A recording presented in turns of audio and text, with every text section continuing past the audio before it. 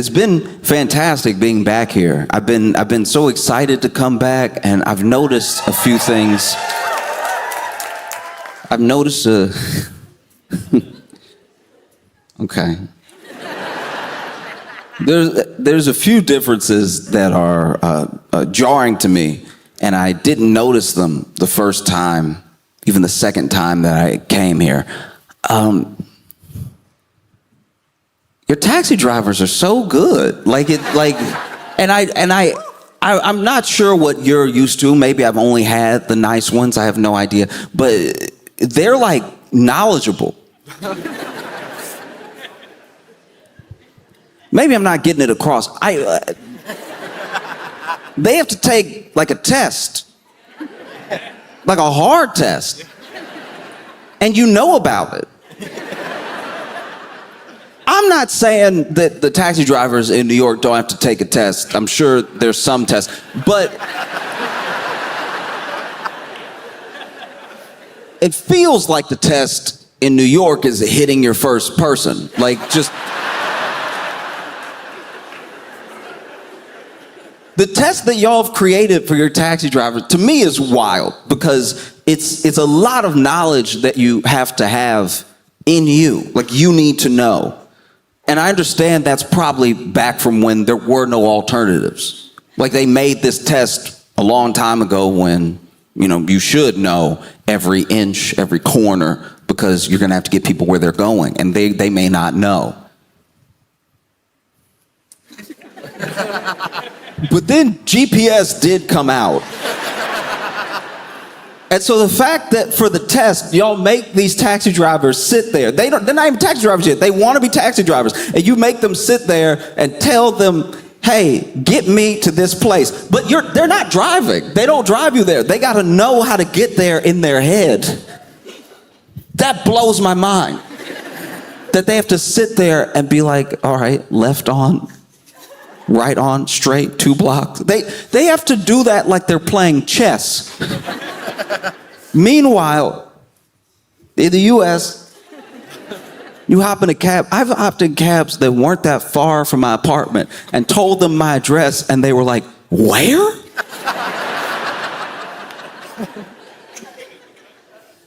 Like, I've been in a cab with the cab driver, and both of us are lost.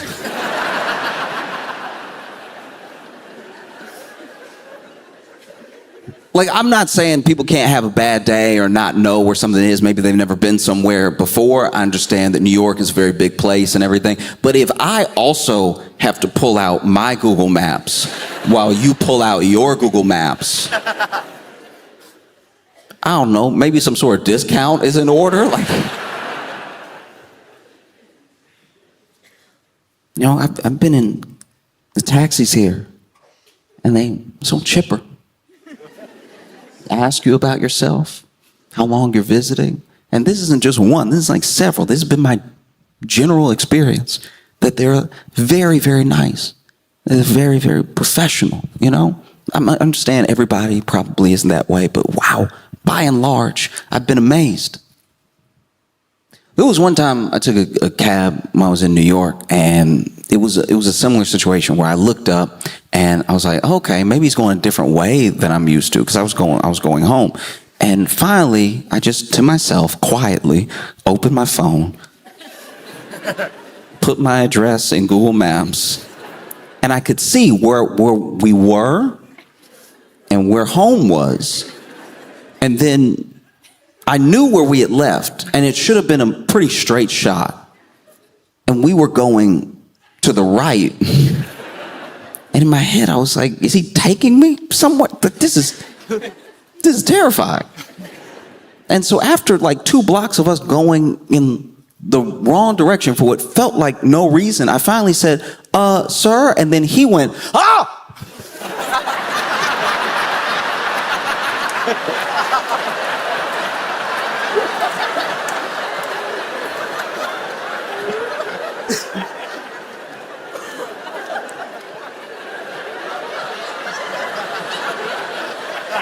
He had forgotten I was in the taxi.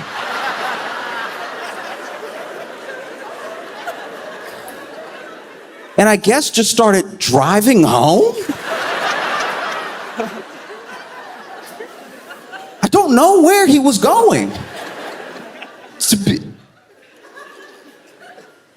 And we were like, I say it should have been a straight shot. We had veered off a decent amount. Like, I had called it out 2 streets from where I found us on Google, but we were very much to the right of where I live. And so finally I was like, hey, are you all right? He's like, oh, yeah, you scared me. No, sir. No, I didn't. No, I didn't. I was in the middle of trying to pay you. And he's like, yeah, you scared me. Whew. Oh, man. Yeah, where'd you want to go? And I said my address, and he was like, oh, that's a little far.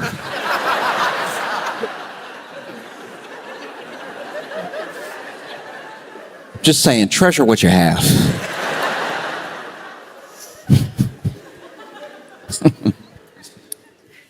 Even the fire doors here, y'all take very seriously.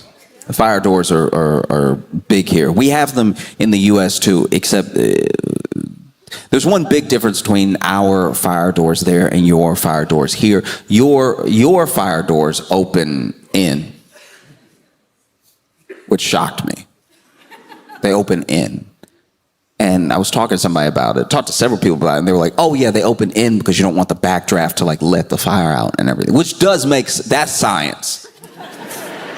That's logic, yes. But if I'm using the fire door,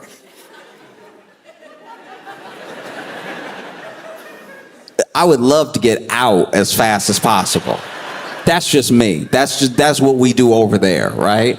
Which might be why so many of our buildings last, I suppose. But I was like, why do y'all open them in? Like the people using the fire door trying to get out.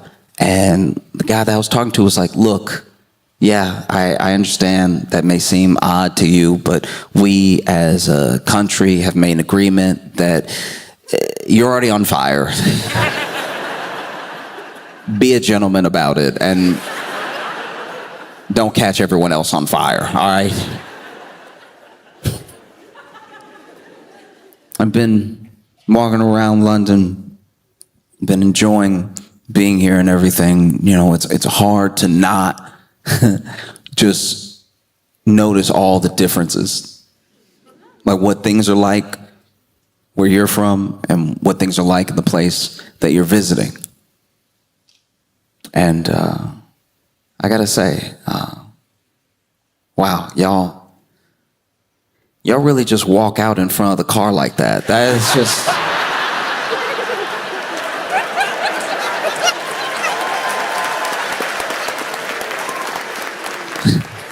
is insane. This is a wild thing to do. I know they don't hit you or whatever, and they're not supposed to, and I don't know what happens to them if they do. But the way y'all will step out and the car is here.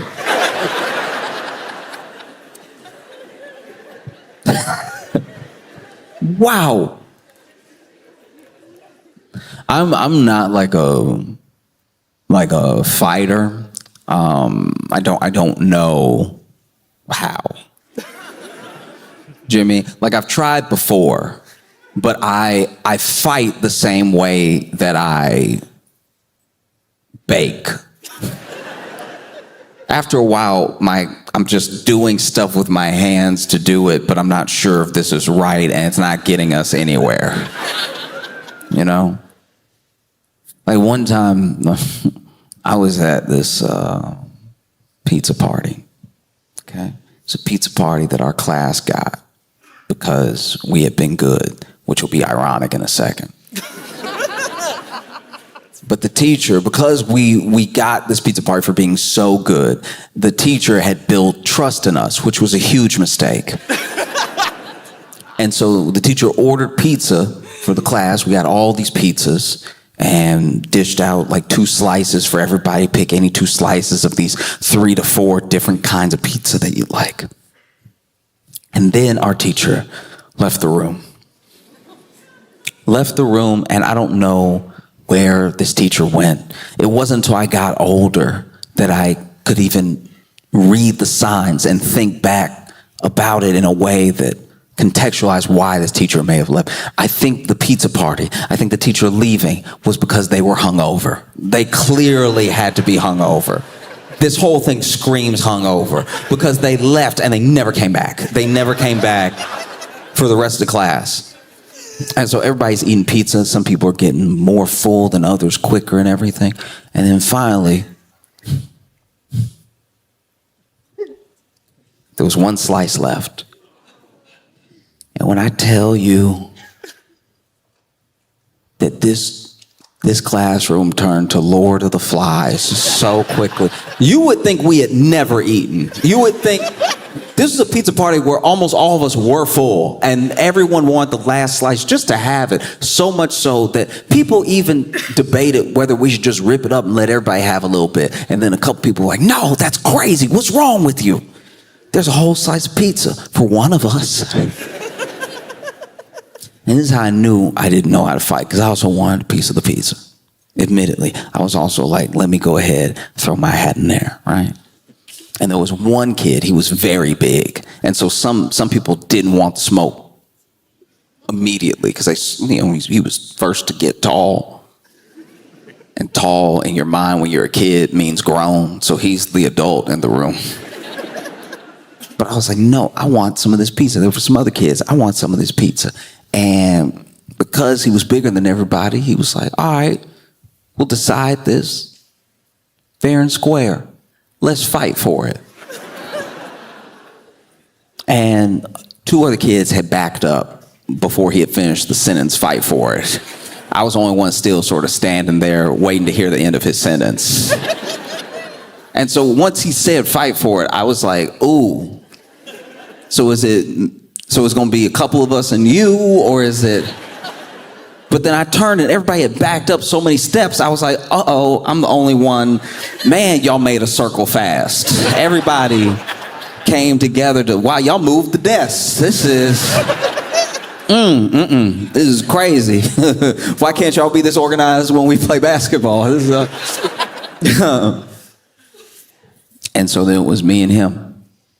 And I didn't know how to fight then. I don't really know how to fight now, but I think it starts with a push. I've seen that a lot in movies where it's like the fight starts, first person gotta like, you know? And so I backed up a little bit. And I was like, okay. Okay. I'm gonna push him. He gonna fall down. He gonna explode. I'm gonna get some pizza. Also, you should know that your opponent doesn't know how to fight and to go easy on them when instead of this, they do this. This is salsa. And so I was like, okay.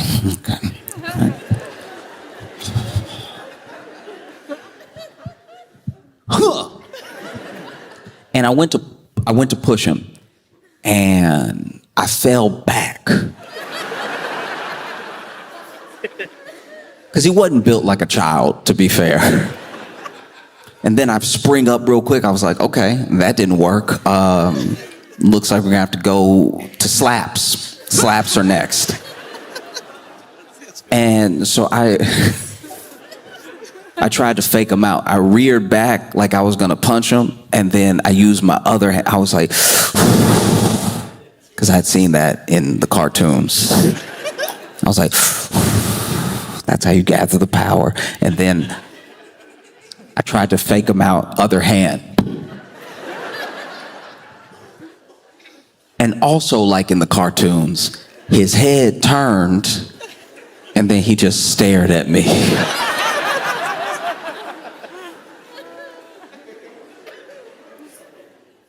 And before I could say, uh-oh, he punched me in my face, right? Now, you're never actually supposed to see yourself.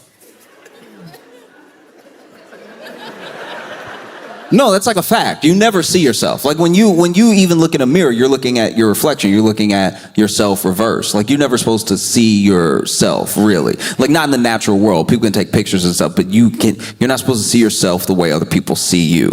That's That's a thing that I learned in school, right? That you never see yourself exactly the way other people see you. You see a version of yourself, and it's actually why sometimes you can get in your head, because the version of yourself you see might not reflect the version that other people see at all. And so sometimes you sound delusional off of how you see yourself versus what they see. I said all that to say they punched me so hard in the face that I think my eyes saw each other.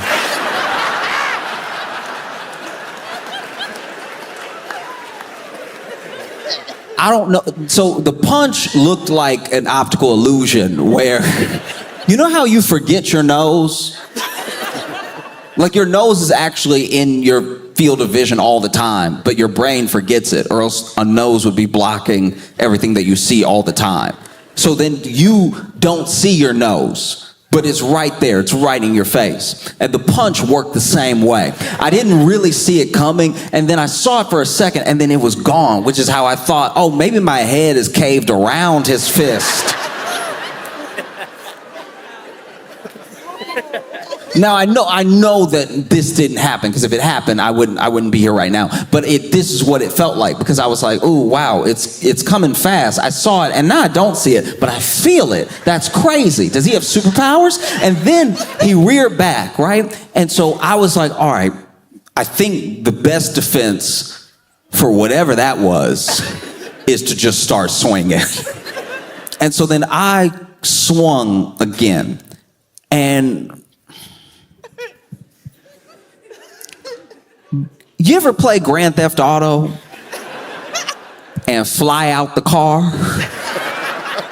And you know how you get that doll of you sort of flying forever, and then you bounce and it changes your trajectory a little bit. Okay, anyway, I said that to say that I reared back for a real punch this time, no slap. Reared back, it was gonna be a real punch, and then when I started swinging, he hit me again. I didn't see this one at all. It felt like he had somebody help or something, because he hit me,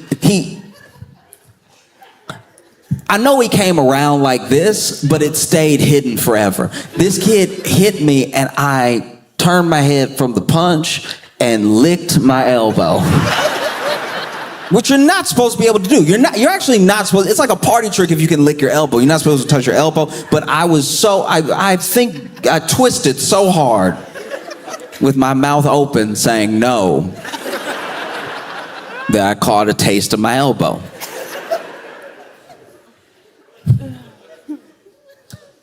Whole reason I tell you about this is that years later, oh, he got the pizza, by the way.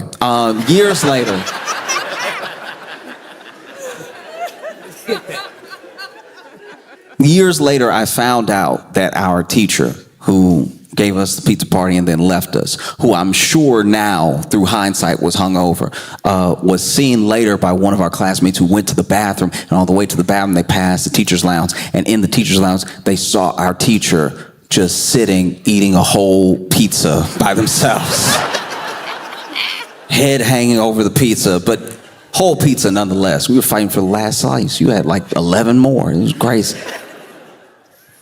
I tried really hard to take a break, because I never want to be the type of person that talks about the same thing over and over again, you know?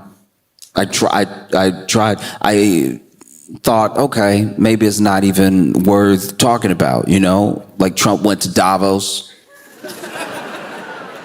He went to Davos, and he was like, I demand Greenland. And then everybody at Davos was like, ah. And he was like, I want it, and I'm gonna take it. This is before he got there. I'm gonna take it. We're gonna get it. We're gonna take it. If you don't give it to us, we're gonna take it. And then he got there, and then when they were like, but yeah, you say you're gonna take it, but are you gonna like use military force? Are you really gonna come get it? Do you want the smoke? And he was like, I just like to have it if you.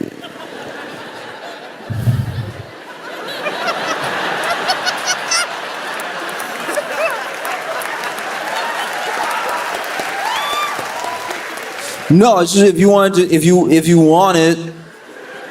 I don't know, if you just wanted to see me happy. No, if you felt like doing me a favor. You know what I'm saying? Like I thought we were friends, but whatever. It's cool. But like, it'd be cooler if you gave it to me. And then they were like, no. He was like, what about a little bit? What about some? Like, we're already there all the time. Maybe some. Maybe give me 2 pieces. Can I have 2 Greenlands? Just 2 little pieces. If it's okay with you. And they went and, negotiated. And from my understanding, what they have decided is that the areas where there's already a U.S. military base in Greenland, those pieces of land where that base is will be seen as like sovereign U.S. land, but no other land, no land that they weren't already on, is becoming U.S. land, which is not the same thing as taking Greenland. It's basically saying you can stand on the ground you're standing on like you were already standing there. Because you need to stand somewhere, I suppose. And no matter how they try to spend it, no matter how they try to spend it, no matter how they try to like art of the deal it or whatever, he knows, because when he approached the press and they were like, sir, did you, because they're at Davos, this is here, this is where he's sitting, I'm gonna go get it. And they were like, sir, did you get Greenland? He, all by himself, himself, no one else, he, alone, he. They asked him, and then he was like,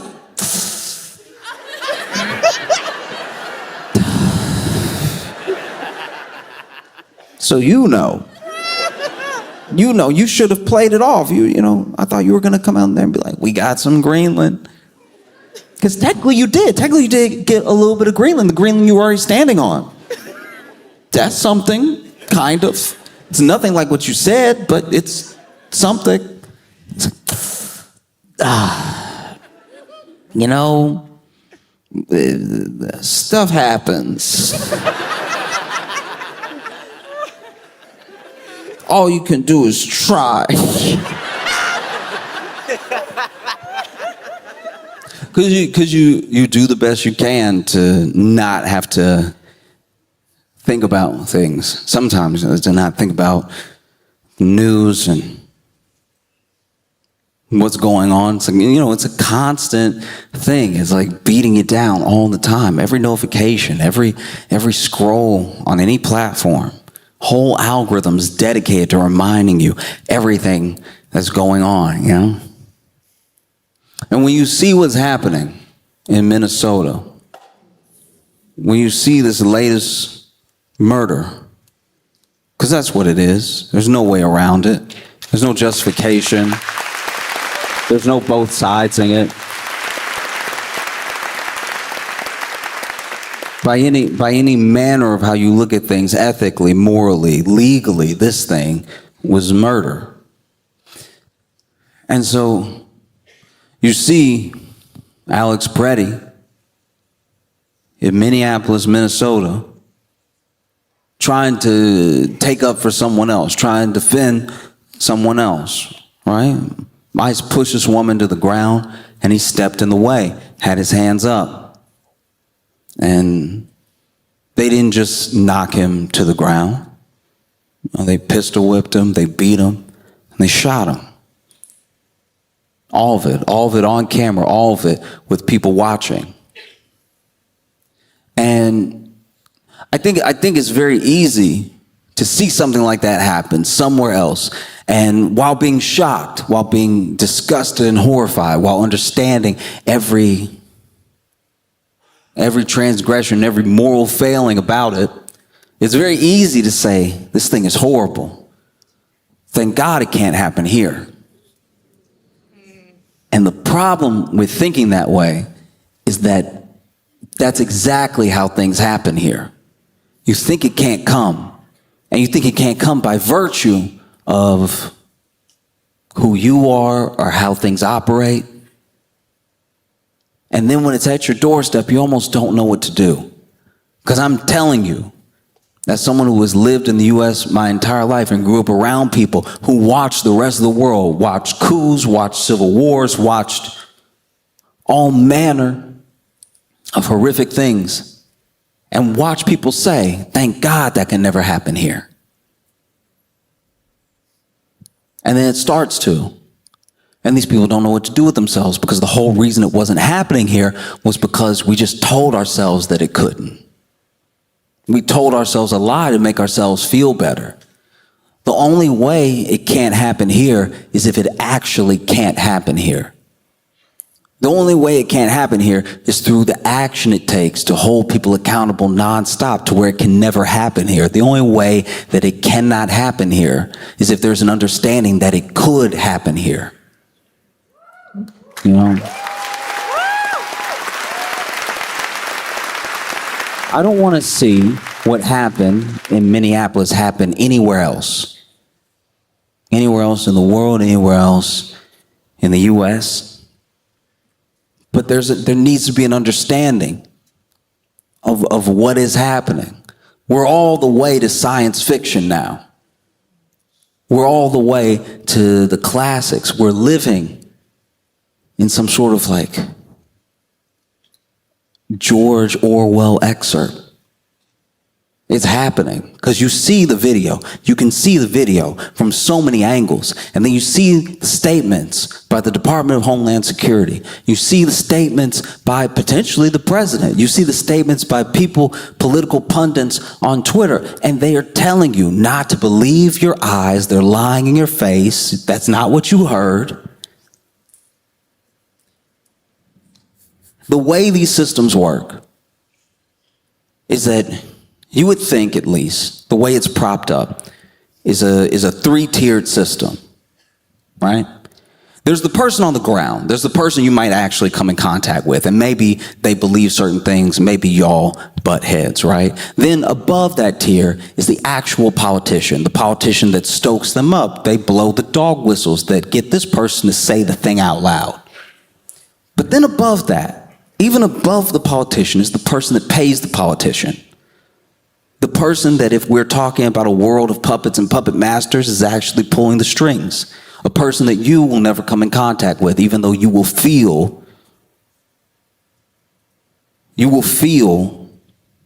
the extension of their power. You know? We see these systems fighting each other, right? Because someone would ask, anyone could ask, where are the Democrats right now? Where have the Democrats been? And you'll see some Democrats actually make some sort of statement, you know? But the statement will, interestingly, not have the same bite that you would expect. Y'all are supposed to be the opposition party. What's happening? What's happening is that the same corporate interests pay both people.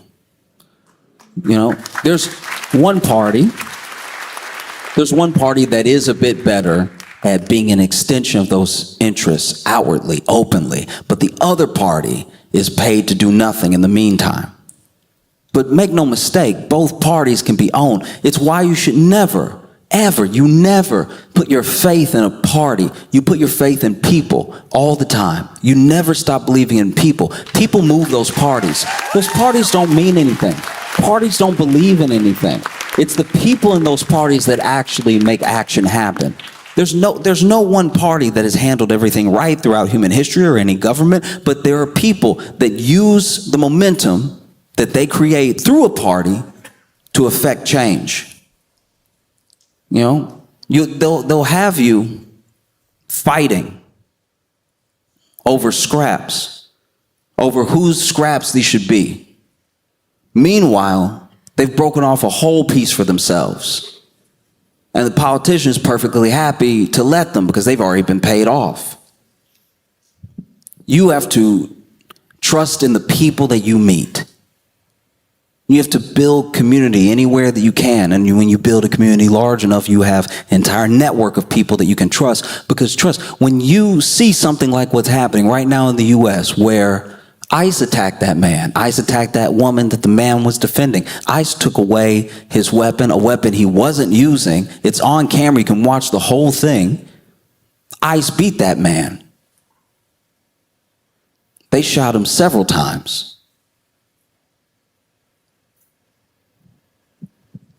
And you can watch that entire thing. And maybe you can find some conscionable reason that this would happen, why everything hasn't gone awry. But I think if you can, then you might be a little bit too far gone. This thing was sick and it was illegal. And it's scary when your law is on the other side of legal. When you don't know what to do. And it's hard to know what to do. These are big forces we're talking about. You're talking about huge corporations, oligarchs, billionaires. I'm talking about senators. We're talking about politicians that have real meetings with people with power. So it's hard to know what to do. But you do what you can. You do everything that you can. I am not a fighter. I don't know how. I tried to fight for some pizza once. And I saw my own eyes. So maybe you're not a fighter. Maybe you organize. Maybe you're a connector. Maybe you do your best to bring people together. But any action that you do is something. Every action that you do is something. All these people, thousands of people protesting in Minnesota right now is also for the world to see. They took a life in front of the entire world to scare everybody, maybe scare you, so that when this comes here, maybe you comply in advance. Palantir isn't just in one country. No? But thousands and thousands and thousands and thousands of people gathered together in negative 20 degrees. And that's Fahrenheit. I don't know what y'all would call it. But thousands of people gathered together in the cold to protest what they see that is illegal, that is wrong, that is immoral, that is not just unethical, that is tearing down every institution of the Constitution that the people that are representing them supposedly want to uphold. That's not nothing. You see those massive numbers and you see how you're not the only one who thinks something's going wrong. And when you're not the only one that thinks something's going wrong, you're not the only voice shouting for them to stop. And when you're not the only voice shouting for them to stop, you're not the only one rising up to make it stop. And when you're not the only one rising up to make it stop, you have an entire army of people behind you that support you, that have your back. Alex Preddy said, this is what's been said before he went to the protest, that he just wanted to make a difference. That's all he wanted. Trying to make a difference, standing in between someone else and more harm. That's something that's very brave to do. It's very scary to do. But it's what he could do. So he did it. Because now there is something that is on us. It's on every person that watches one of those videos. Alex wanted to make a difference. We decide if it makes a difference. All of us do. Everywhere. You may think to yourself, well, look, I'm just a person living in the UK. Don't know what I can do for the people in the U.S. You can let them hear your voice. You can let them know that you see what's happening, that no one's fooling you, that they have your support. You can make sure that what's happening there never happens here. You can make sure that it can't happen here. If it can't happen here, then that's a start. We were sure it couldn't happen to us. We were like, come on, this is America. And the corporations were like, yeah, we know. You know? But I sincerely hope that every single one of you understand that your life is precious and it has more meaning to other people that you haven't met yet than you could ever imagine. And so anytime one of these things, one of these terrible events, one of these corporations, one of these billionaires, one of these politicians tries to make you feel small, you need to understand that they're just a person too. And they're a person that's scared. It's why they want to scare you. They can't scare you because you won't let it happen here. If you see anything like it happening, you just have to snuff that thing out. You just have to make sure you call it what it is. And from afar, you know? The key is prevention. Alex Peretti said to people before he went to protest that he just wanted to make a difference. We decide what that difference is because they took him from us. So that difference has to mean something. It can't just mean something in the U.S. I think it has to mean something everywhere. Everywhere that this evil can go, the difference has to go. You know?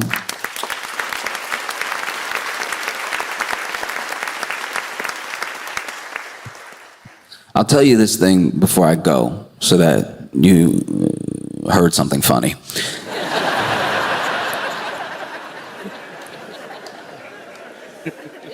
It is wild how when you come here and you be walking around, I can't help but compare. I'll take the tube and wow, this thing is very clean. I say that and you might be thinking to yourself, no, it's not clean. I saw a bag of crisps on the floor.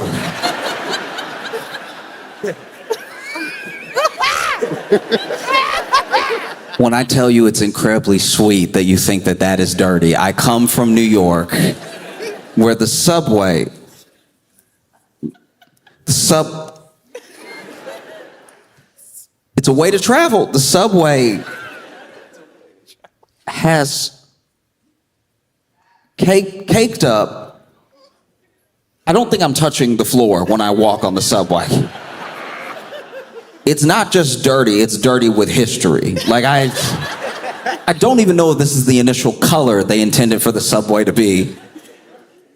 And when you look at the tracks here, when you look at the tracks of the tube, you see the tracks. Wow. Didn't even know what technology we were using to move these trains. When you look at the tracks in New York City, you see not just a rat. You see a congregation. You witness a meeting. I don't know what they're talking about, but it must be important because everybody listening. I'm not saying you don't have your issues with your tube. I'm not even saying that you don't have at least one in the whole system. I'm sure there's one delicate Disney Pixar mouse. I'm sure you have one Paddington type mouse that goes on little adventures with his friends and learns valuable lessons about responsibility. I'm positive. It seems like you would have that. Yes, I'm sure that you have one little mouse that chirps when he talks, squeaks a little bit anytime he gets excited. Y'all probably named him or whatever. Leave cheese out for him. No, I'm talking about a harrowing scenario. I'm talking about, okay. Normally, and anyone who has been to New York City or lived in New York can attest to this, when you see the rats on the track, it's almost like a little zoo. You're like, oh, look at them. I mean, that's gross, but like, yeah, going about their day and everything. Oh, I wonder what that one's talking to that one about. Oh, they're both chasing each other back and forth and everything. Oh, they see a little bit of food, they're getting the food. And there's a very like innocent, I would even say like cohabitating mentality to it. Where you're like, all right, I'm not gonna do anything about this. And they're there and it's not affecting me, so whatever. But every once in a while, one of those rats will try to climb up to the platform where you are. And as soon as it happens, you're like, kill it, kill it, kill it, kill it, kill it, kill it. Because it doesn't even try to climb up normal. This thing doesn't it doesn't just peek its head up.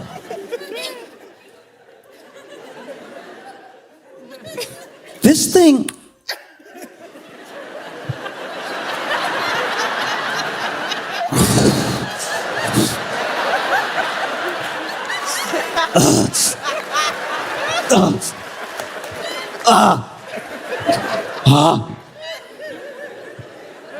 There was one time it was happening. There was one time this rat was climbing up the platform, gripping, trying to get on top. And everybody, some people backed up, 2 people screamed. It's one of the rare times in my life that I sprung into action. Because he was climbing up. It felt like he was halfway there, and I was like, boop.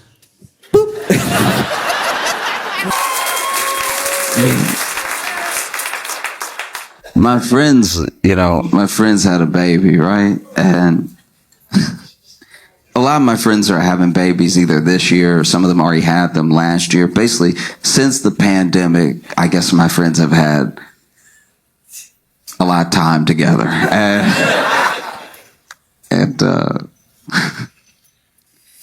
Okay. Basically, I met one of my friend's babies, and I could tell that I was the baby's first black person. I could tell. It was just so apparent. It was as soon as we looked at each other, he went through all of the emotions at one time. Because when they rolled him over and he looked at me, he was like, oh. Oh.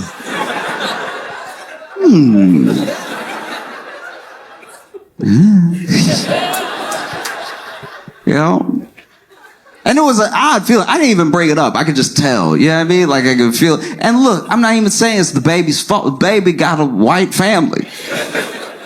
Hadn't got around to exploring the world yet, I was the baby's first black person, and it made me think about, I don't know if I fully remember the real first time, but I kind of remember what I at least think was me meeting my first white person.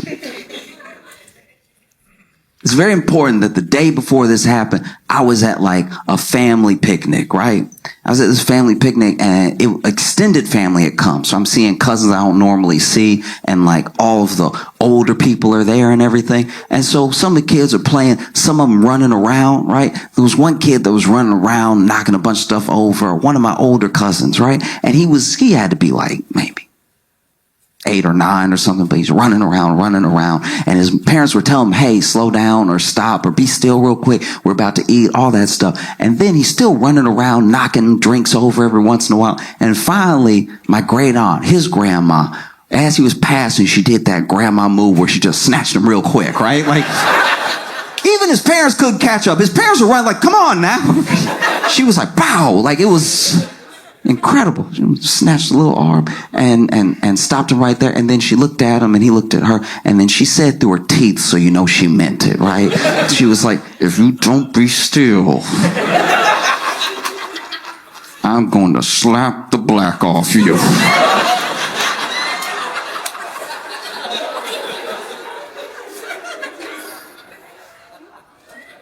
So the next day,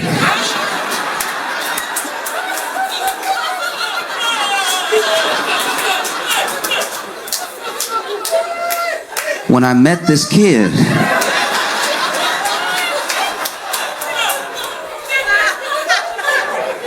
all I could think was, it can happen.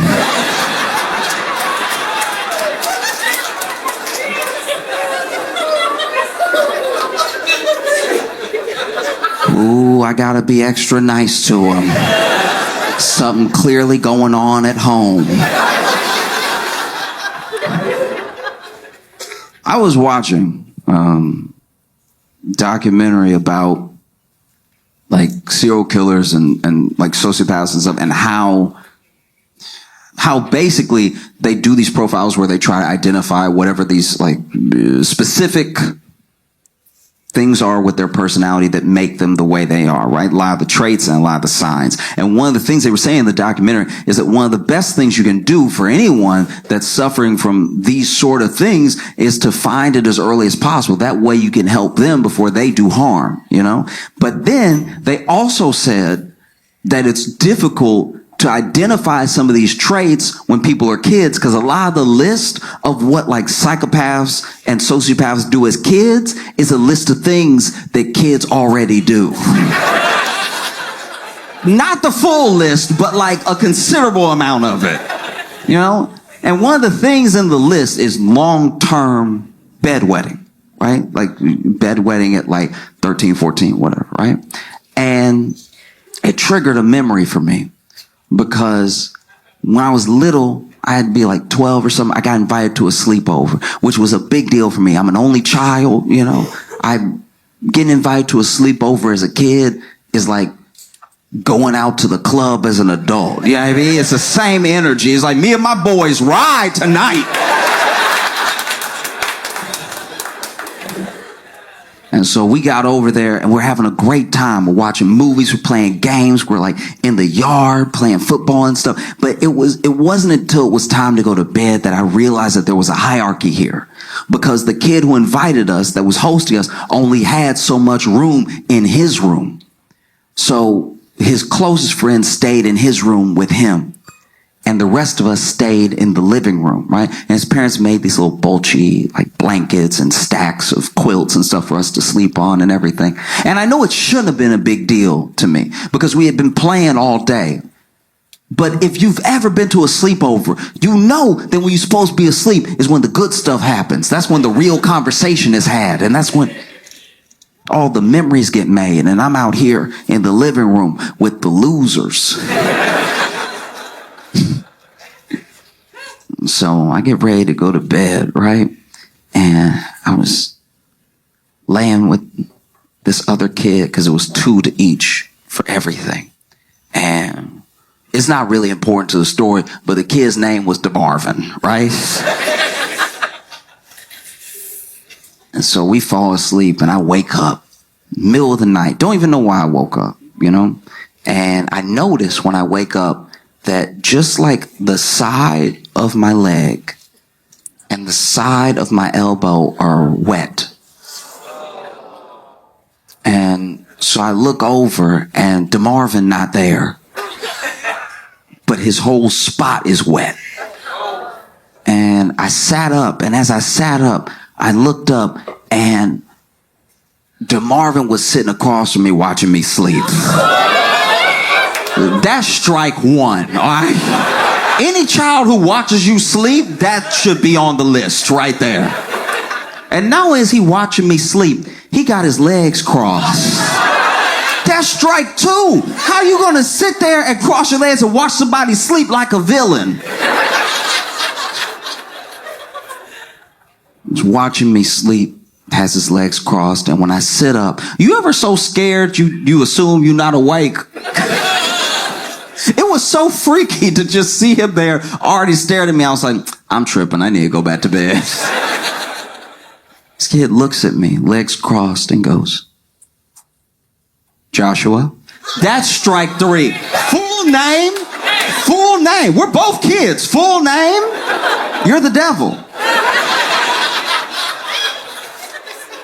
This kid looks at me and goes, Joshua,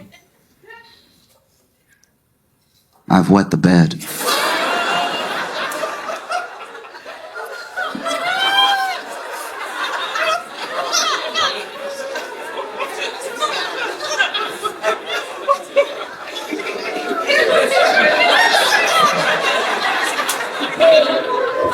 But I'm going to tell everyone it was you. I'm not going to lie. I was like, what? How does that even make sense? Like, I'm the side of my leg is wet. Your whole spot was wet. People saw you sleep here. What are you talking about? You going to tell everybody that I wet the bed. And then he goes from this like crazy intense stare to his face softening. And he's like, do you have a change of clothes? And as soon as he says it, I get it. As soon as that kid says that, I fully understand. Because that's got to be terrifying. You know, you're at a sleepover, maybe you don't get invited to many, and you wet the bed. You're around a bunch of 12-year-old boys and you wet the bed. You'll never live it down. Wetting the bed at a sleepover at 12 is like wetting the bed when you go out clubbing with your boys. It's like you killing the whole vibe right now. I knew we shouldn't have invited Jerry. He wetting the bed. Can't handle his liquor at all. So as soon as he said it, I got it. I really did. I understood. I was like, dang, that's tough, right? I don't know what I would do. I wet the bed. I'm trying to make friends with other kids. I'm a living room kid as well, so I'm already a loser. And then I wet the bed. I wouldn't live it down. And so I looked at him. I was like, man, I'm sorry. I'm so sorry. I only have the clothes that I have. I don't have any extra clothes. And then he goes, oh, okay. And I don't know where he got it from, but as soon as he said okay, he grabbed a cup of water, he threw it on me, right?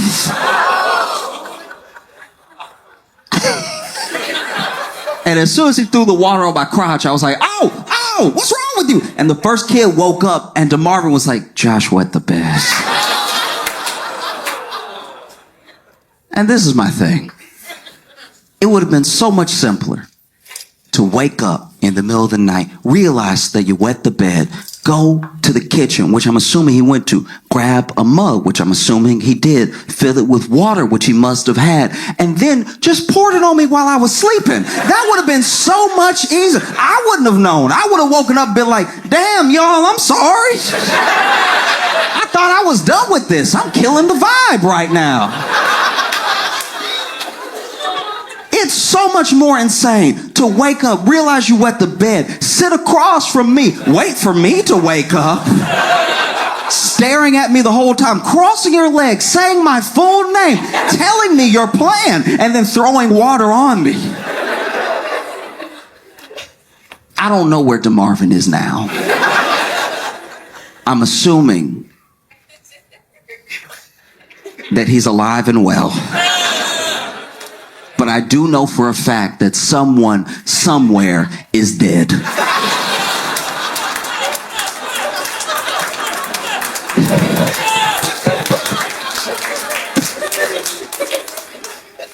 My other friends had kids in like 2022, 2023 and stuff. So then their kids are like at that age where they're like over a year old. They're basically at that age where you keep still saying like months. You know what I'm talking about? Like, nobody can just say, like, 1.2. I don't know, it's just as accurate, you know what I mean? Don't make me do the math. Because anything past 12, but I know 12 months is a year, right? I know 18 months, year and a half. Once you hit me with a 27 months, I'm like...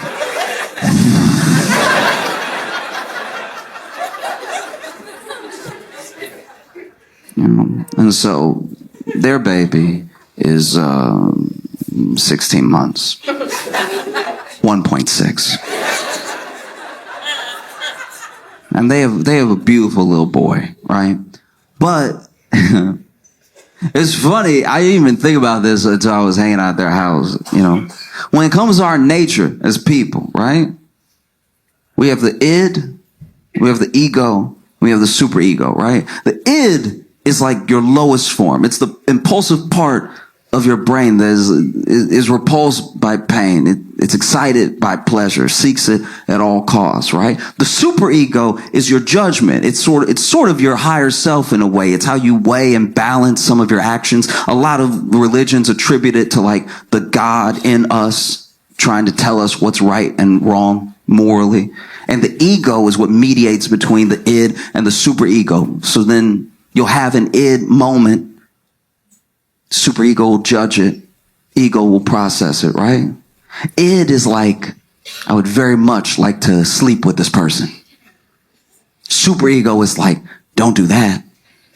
That's your friend's wife.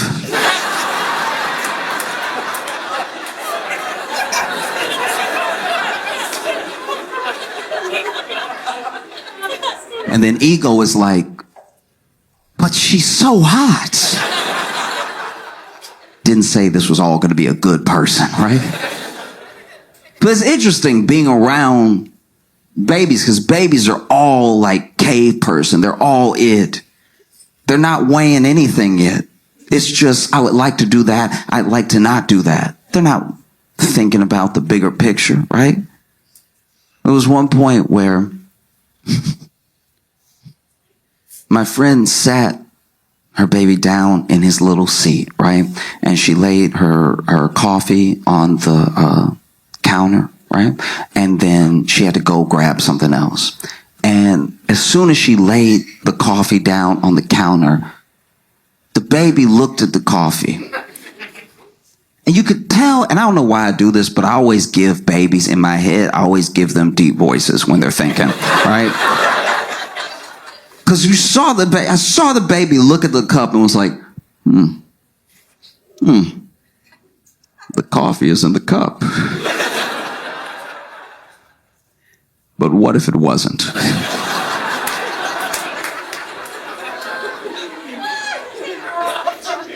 And so then this baby went to knock the cup over, right?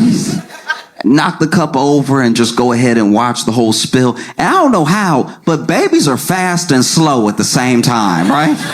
Because so she sat the baby down, walked away. The baby looked at the cup and looked at me. I looked at the cup and looked at the baby. And I swear, as soon as I started moving to stop the baby was like, oh! As soon as we locked eyes, it became an emergency. I gotta get this cup over.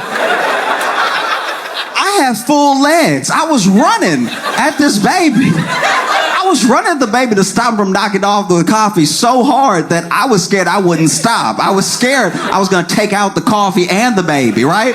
But I'm trying to make my way across the room and the baby just, oh! And right as he slapped the cup of coffee over, I got to him and I pulled him up and away from the coffee, and he was just looking at me. Like looking me in my eyes, you know? And he didn't say anything, but you could tell he was thinking, I win.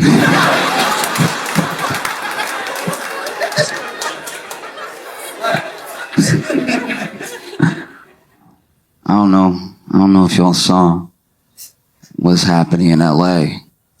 But the Archdiocese in LA just settled for $750 million with the lawsuits of everyone who had claimed abuse while they were patrons of the church. $750 million. I think $800 million when you count in some other stuff. That brings the Catholic Church's total payout to $1.5 billion. Anyone else would be closed.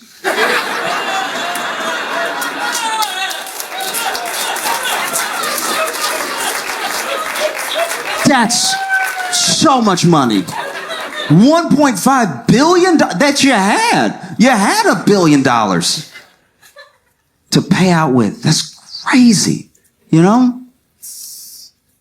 There's no other company I could really think of that could do that much harm and be able to afford the payout. You know? You'd have to be like a gun manufacturer or something.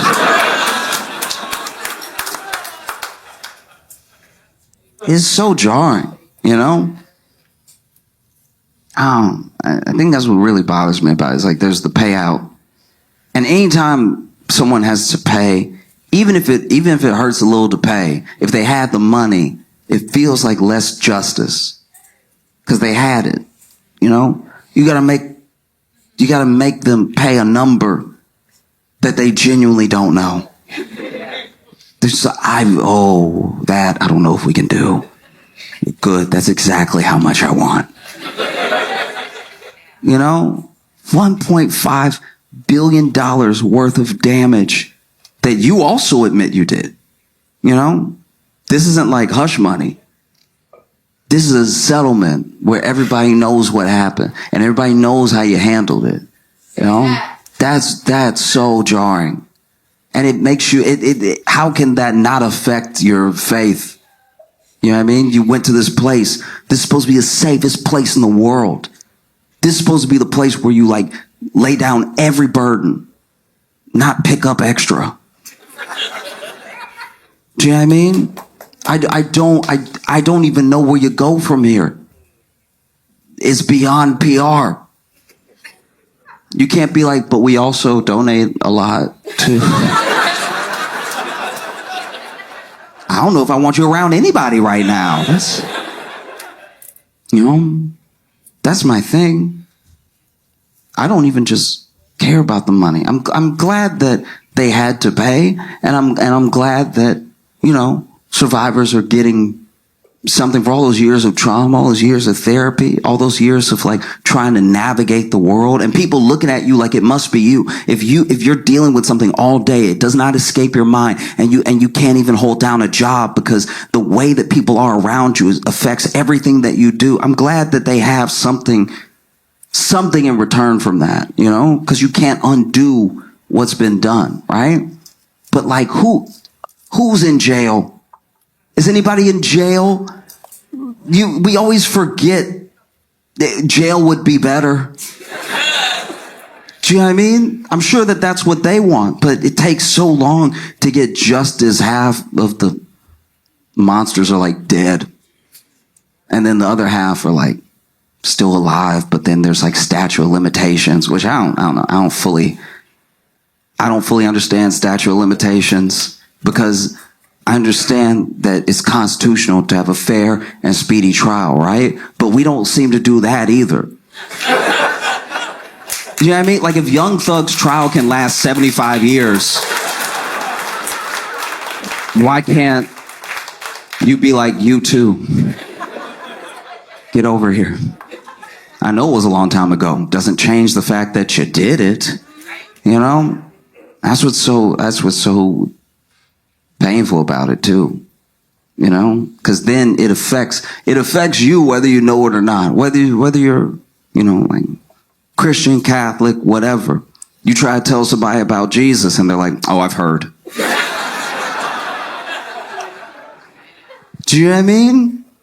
It's a burden that we all carry. It's a weight that like is inescapable, and it happened to.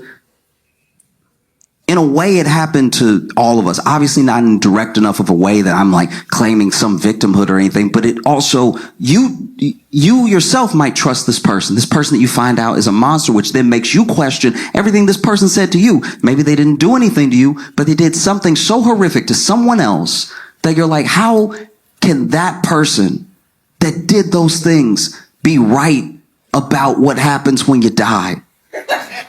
Like, I know the two seem like they don't have anything to do with each other, but they're so directly related, because this person is basically telling you the keys to a good life, the keys to being a good person, and the keys to salvation. And then you realize that they were dangling those keys over someone else to keep their silence, right? That's too heavy, I don't even know where you would go from here. Because nothing that is said by anyone in the church seems to fill the void that the church has created, both between people and themselves and between the people who had harm done to them, and the way to redemption is just so far, And the people writing now, the people who write for the church, the people who are the spokespeople, the people that we see, they don't have it like that really. Like they're like, when they say their words, it doesn't hit like the Bible hit. There's no thous that can bridge the gap that's been created, right? There's no ye's that make me feel better.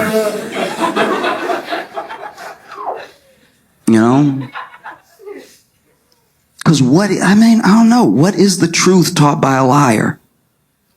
Do you know what I mean? Even if you really believe, you believe it from the bottom of your heart. This guy, this Weinstein is going to be the guy who spreads the word? That seems short-sighted. And then how they handled it too, because they handled it like the mob would handle it. They didn't look at those people, those patrons, those souls that they have a responsibility to, that they took up the responsibility to. No, I personally don't know anyone who was made to go to seminary. Everybody there is a volunteer, you know? And so you'd find out. Sometimes it was the priests themselves telling their superior, I got a problem, right? And the superior was like, we'll get you out of town. That was the move for a long time. It's why so much damage was done. You know? If your toilet is broken, you get it out the house. You don't move it to another family's house to ruin their life. Do you see what I mean? You know what I mean? And it's just, I don't know. I know I kind of like land on this thing a lot. And so I'm doing the point a disservice, you know? Because a part of me hopes against hope that I don't care how it happens. I want everything that those priests were teaching to be real, right? I want it to be the truth. So that way we all know in our hearts that there's a hell.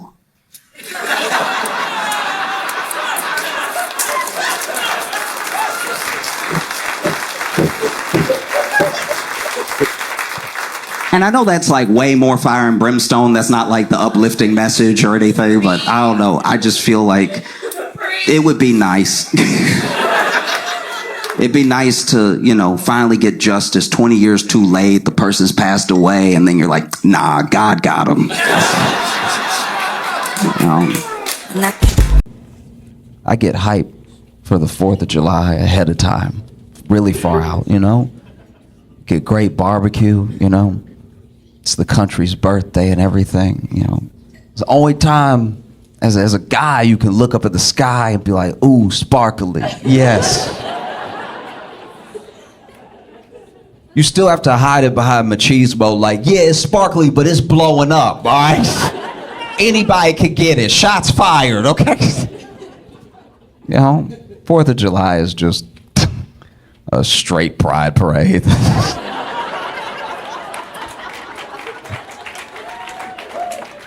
That's all it's ever been, you know? It's just the one time a year guys get to be like, yeah!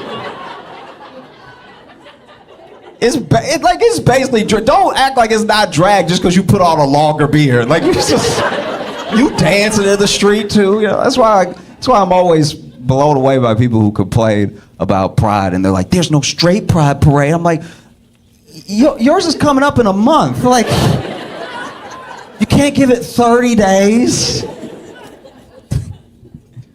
Even when you think about it too, you think about the way that the country came together too.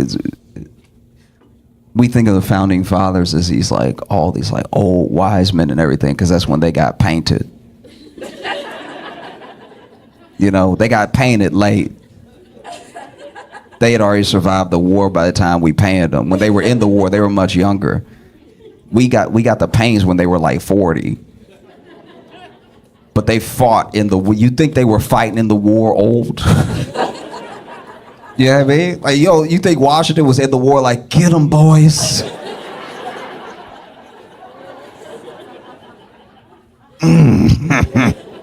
No, y'all shoot. Oh. No, these were young men. Yeah, young men battling to create a country, you know? And it's mind-blowing how young they were when we won. You know, July 4th of 1776, Alexander Hamilton was in his 20s, early 20s. So was Aaron Burr. You know, some of the oldest people, I think even Washington was like only 40 or something. And that's just, it should be a testament to the fact that sometimes, you know, as much as young people don't always know the way, they have the energy to go the furthest, you know? So sometimes it's important to let young people lead and old people guide, you know? I think that's how you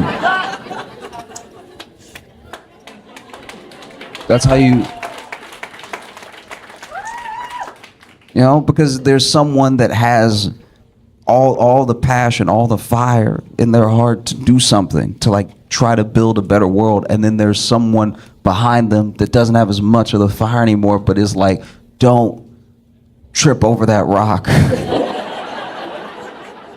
Just go a little bit more left and you'll be fine. Don't do what I did. That's how I messed up my knee, though.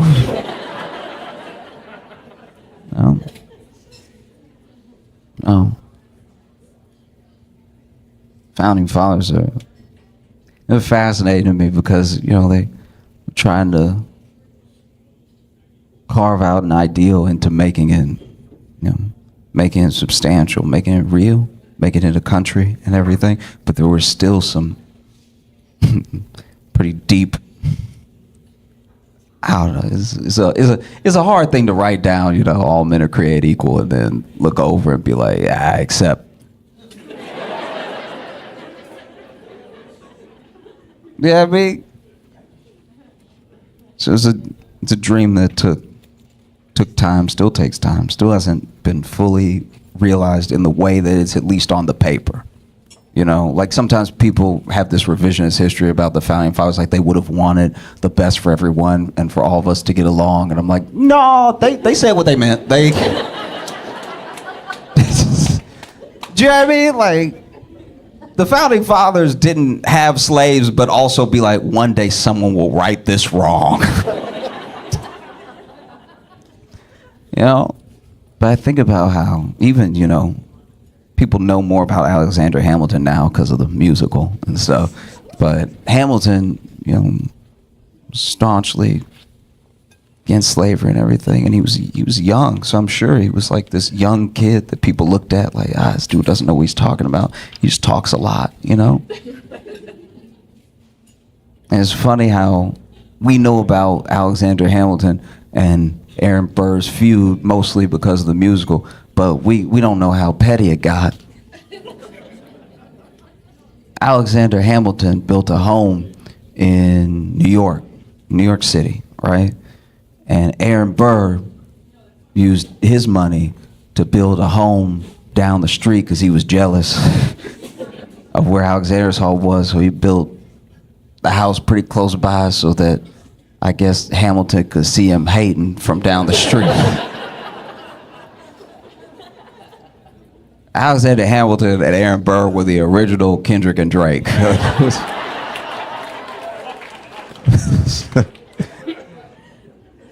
Amazing. I also get excited for the summer. I get excited for July because it usually means, at least for some years, that Will Smith has a new movie out. And it's happened. Bad Boys is out. It's crushing the box office, you know.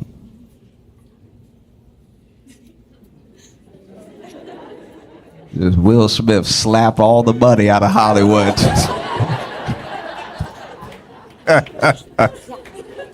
Man, I want them to make as many Bad Boys movies as possible. I want to see these men old. I want there to be so many Bad Boys movies that after a while you're like, boys? I want them to make so many they gotta change it to Bad Unks, you know? As I'm getting older, I realize this year that all of my close friends are either in or closely approaching their 30s. And it's so funny because, you know, everybody 30 and up, when people turn 30 now, they call themselves old, which is insane to me. That's so, like, medicine is getting good enough where you can kind of expect to live to 90, but you're old at 30. Why would you be old most of the time? That doesn't make any sense at all. You don't bring home bread and then the next day go, it's pretty old. No, but I get how people feel that way. I really do, because what's happening is we know deep down, right? We have this obsession with youth, and we, you know, everyone's trying to look young, be young, stay young, feel young, all this stuff like that. And it's mainly because, and I've said this before, it's mainly because we know how we treat older people. So we're more scared of that than we are getting old. What's wrong with getting older? You know more stuff. Why would that be bad, you know? But I get how people feel old at a certain time, because especially people who are in their 30s now, we're in a very specific time that hasn't happened, at least the way that it's happening to us, right? Because we were like coming of age at a time that was like a turning point for what feels like almost everything, right? Business gets done differently now. Tech is different. Every aspect of life is different. And we remember right before and as it turned and now. You know what I mean? Like if you're in your like 30s, you're like 33 and up, you remember before Google. That sounds ancient. That's...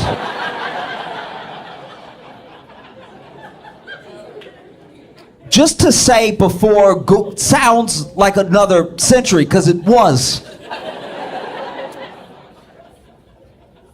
I work with people that are younger than me. I was explaining to someone, and I hate when I have to explain a thing that makes me sound older than I am, because they're a little younger. So then I had to explain before Google to them, and I sounded crazy. I sounded crazy to me, but I was there, so I know I'm not wrong. I sounded insane. I was like, no, because before Google, you had to just know.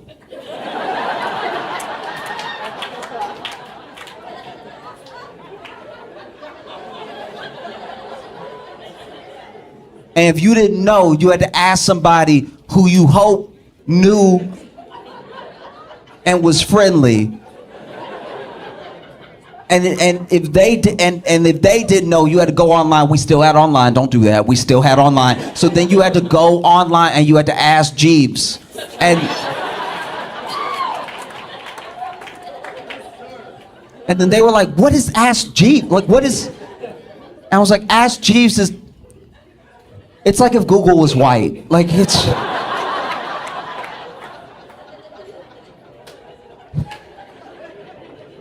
And so you had to ask Jeeves, and if Jeeves didn't know, then you had to go to the library, and you had to ask a librarian.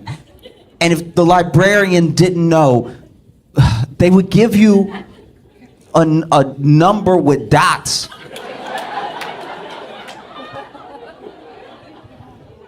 They would give you a library is like a house for books.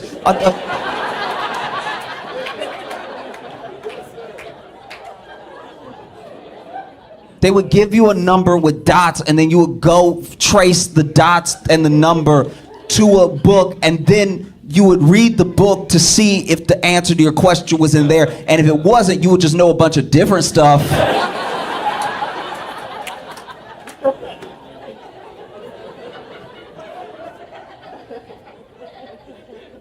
You would know.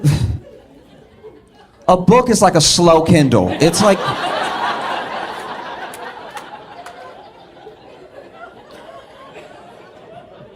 Like you scroll with your finger, but it turns like there's something to turn with your finger. It's not, there's no screen.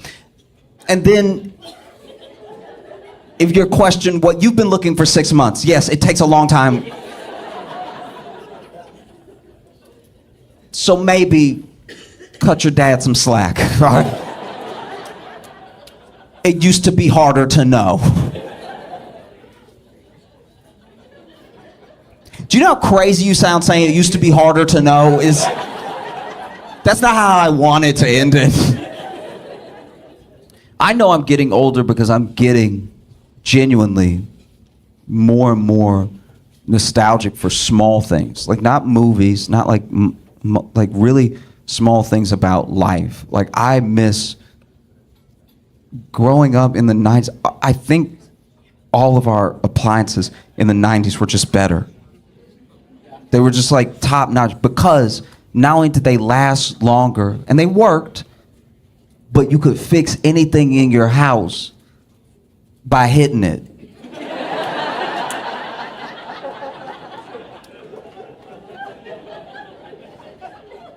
Violence solves so much in the home.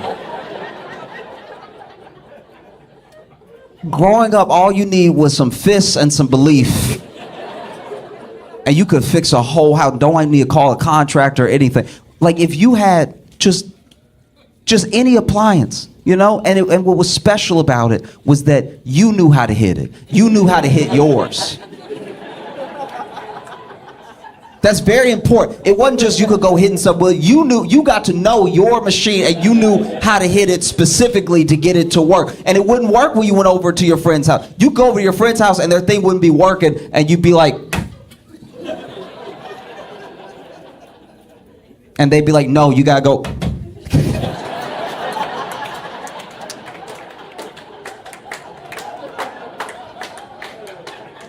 And you're like, wow, I didn't know that. I don't have that model. That's good to know. So when I upgrade, it's 2. Okay, that's good to know. And it's 2 towards the front. All right, that's good to know. It was a beautiful time. I just felt like things really worked. You know, like a 90s washing machine. A 90s washing machine you could hear it all through if you were lucky enough to have a washing machine in your home, if you had a laundry room in your home, you could hear, no matter where you were in the house, because the washing machine would be whooping your clothes.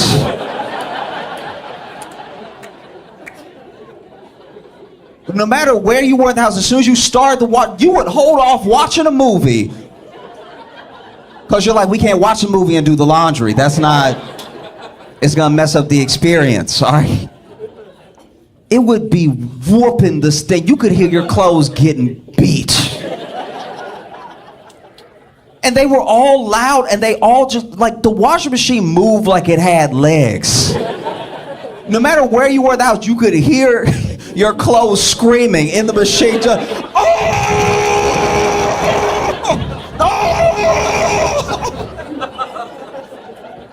And you would go, whether it was your house or somebody else's house, you could go to somebody's house, you could tell how strong their washing machine was by how messed up the paint was on the wall. On that edge that was next to the machine. It would be beating your clothes, beating the stains out, horrific stuff, right? To the point where you could, even when you stained the shirt, you could tell, even back in the 90s, your shirts would be like, don't do that to me, bro. No, come on. Hey, no, we good? I'll push it out. I'll push the stain out. Don't send me in there with them. No, be amazing. And then if there was a little malfunction, if the door wouldn't lock and lips started coming up and everything, you know, suds started spitting out everything, just took a little like, bam. And then all of a sudden it was like, oh. It was beautiful, you know? These new washing machines. I know I already sound like an old man, but like this. I was at an Airbnb. They had a washing machine in the Airbnb, which at first I was very excited about. I was like, oh, it's amazing. You never get this, right? And the washing machine was state of the art, and it was like a Tesla washing machine. It had so many buttons. It had a keyboard's worth of buttons. It had more buttons than I cared to read. Like it was. I just wanted to hit clean. Like It had a handkerchief setting. It was insanity. And then you put got stain on the shirt, put the clothes in, and then, you know, you hit whatever, turn. There was a lot to do. And then you hit, and it starts, and you can tell something is happening because it's spinning, and you can see through it now. You know, it has the little door where you can look in, and it's spinning so fast that the clothes are gone. Like I was looking and I was like, I can't tell if it's spinning or if it left. This is crazy, but it was silent, and I didn't like that. I didn't like that it was quiet the entire time, right? Just, but nothing. You couldn't hear anything, right? I didn't even know when the clothes were done. That would have never happened in the 90s. You always knew when your clothes were done because your washing machine would finish beating your clothes. And you would hear, oh!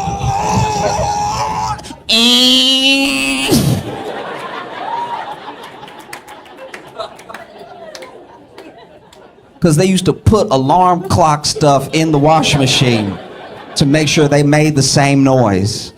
This thing finished. I had no idea. It finished and it was like, hey.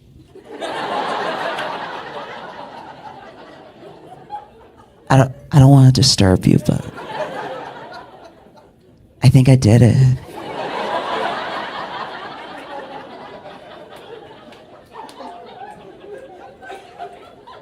And then I pulled the shirt out of the washing machine. The stain was so intact. The stain was sitting there comfortably. The stain was looking at me like it had its legs crossed. Like, looking at me like, your move. Even TVs. I remember we got like a big screen TV and it was a huge deal, but the TV was like, if I remember correctly, it was kind of like a hand-me-down because we got the TV because it wasn't really working as much anymore. So the people that were throwing out the TV were like, we're going to get a new TV. And we were like, we don't have a TV, so let's take yours, right? And it was huge. It took up like most of remember the big 90s, tall, wide. Remember when TVs had ass?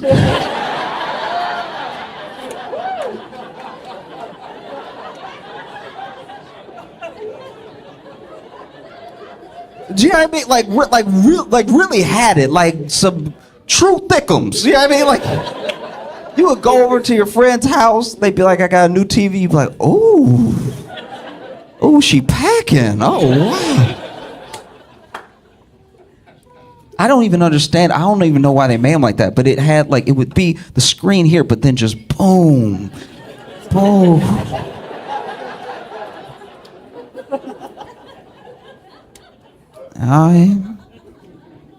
And that was great because even though the TV didn't always work, you know, you knew how to work it, right? Because it would do that thing where all those TVs back then, when they didn't work, they would just get wavy. You remember that? It would be like, I'd put on the news and it would just be like red, blue, green, red, magenta, yellow.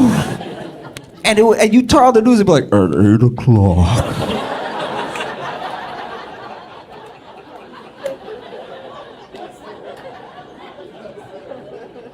Because I was little when we got this TV, and I remember turning it on and it wasn't working. I was like, Mama, the TV ate a popsicle.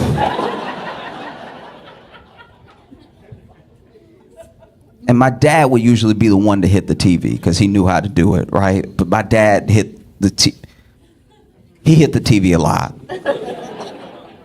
My dad hit the TV so much, sometimes I was wondering if it was really about the TV. You know what I mean? Sometimes my dad would hit TV. I'm like, no, it was working. But my dad hit the TV so much that I think the TV genuinely learned to recognize, hey.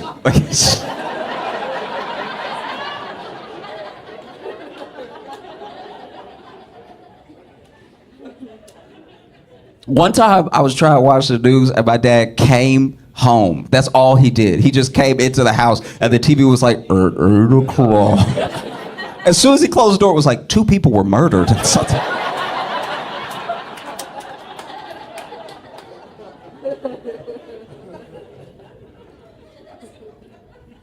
And then I got a TV. I bought a TV for myself as an adult because I wanted to have my own big screen TV. I wanted to have my own, like, I'm sitting at home chilling for the weekend, watching a movie, have a real experience for myself, right?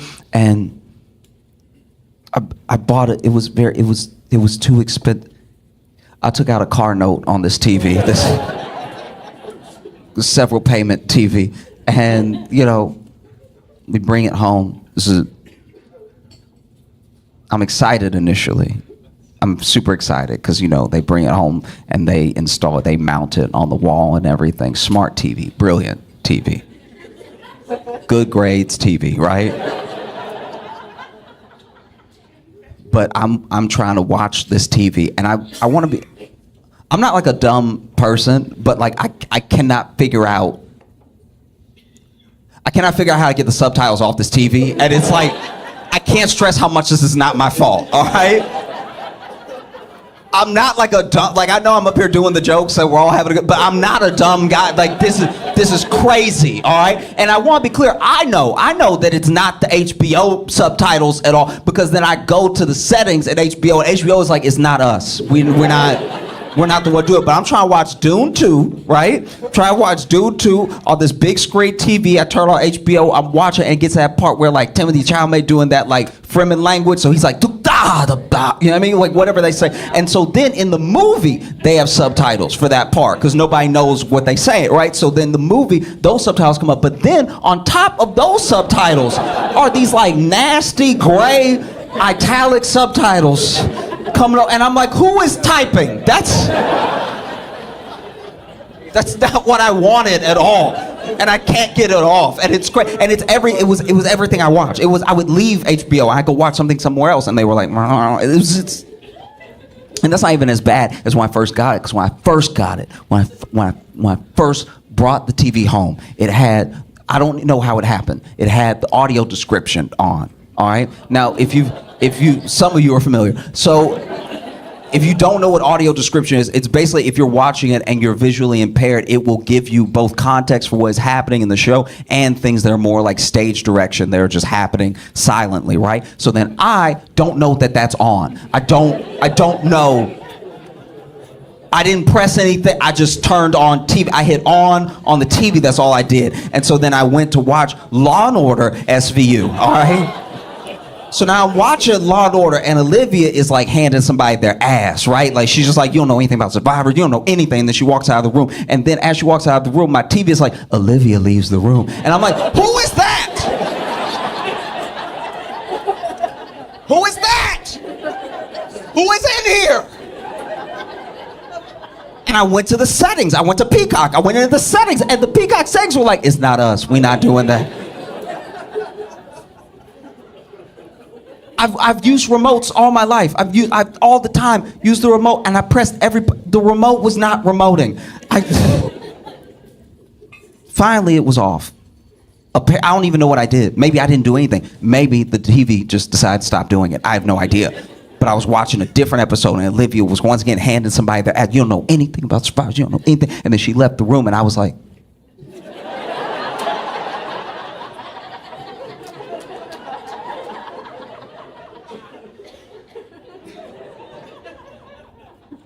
because what can you do with this TV? What can I do when I can't get the subtitles on? You can't hit it. You can't hit it. I took out a mortgage on this TV. You cannot hit it. You used to be able, when the old TV, when I was little, I would play Sega Genesis connected to the back of the TV, right? And then sometimes Sega would be glitching up, which, translated for kids means the game was cheating, right? So then the game would be cheating, and so then I would get mad, and I would stand up like 10 years old, and I'd stand up, and I'd punch the TV in its face. I would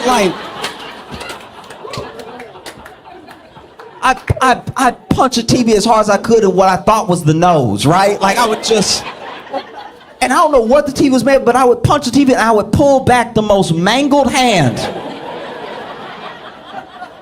Cause I don't know what it was made of, but it wasn't glass. There's no way it was glass. It had to be like clear steel or something. Cause the hand that I was pulling back, all my fingers had switched up and stuff.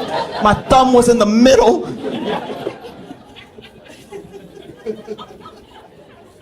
And now you can't punch a TV at all. You can't even dust this TV. You just gotta bargain with it. You used to be able to hit everything. The only thing you didn't hit back in the day was the microwave. I feel like you didn't hit the microwave because then and now, we don't really understand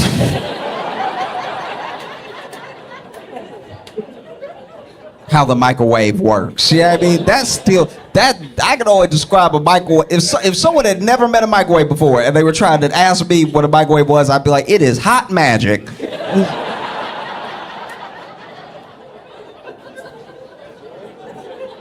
Yeah, I mean, they put some hellfire to good use and just, it gets the soups hot when you put it in there. My grandma, when I was little, she had what I imagine was the second microwave ever made. Like it was one of the oldest microwaves I've ever seen, and it didn't make any sense. We would try to get her to get rid of it all the time because it was so old that the door handle for the microwave looked like a door. Like it just, And then the buttons, she had it for so long. This had to have been, maybe it was the first microwave. She had it for so long that all the buttons had faded. So you don't know what you're pressing. I don't know what's potato and what's two. Like, every time you put something in this microwave, it's a gamble, right? You don't know if you're hitting defrost, if you're hitting 9 or whatever. And so there was one time that everybody was cooking in the kitchen, but I wanted to make some easy mac in a little cup, so I flipped it open, put the water in, tried to put it in the microwave. It was like dun dun dun dun dun, because I just had to go by feeling, because all the buttons were like outies. Does that makes like all the buttons were poking out like.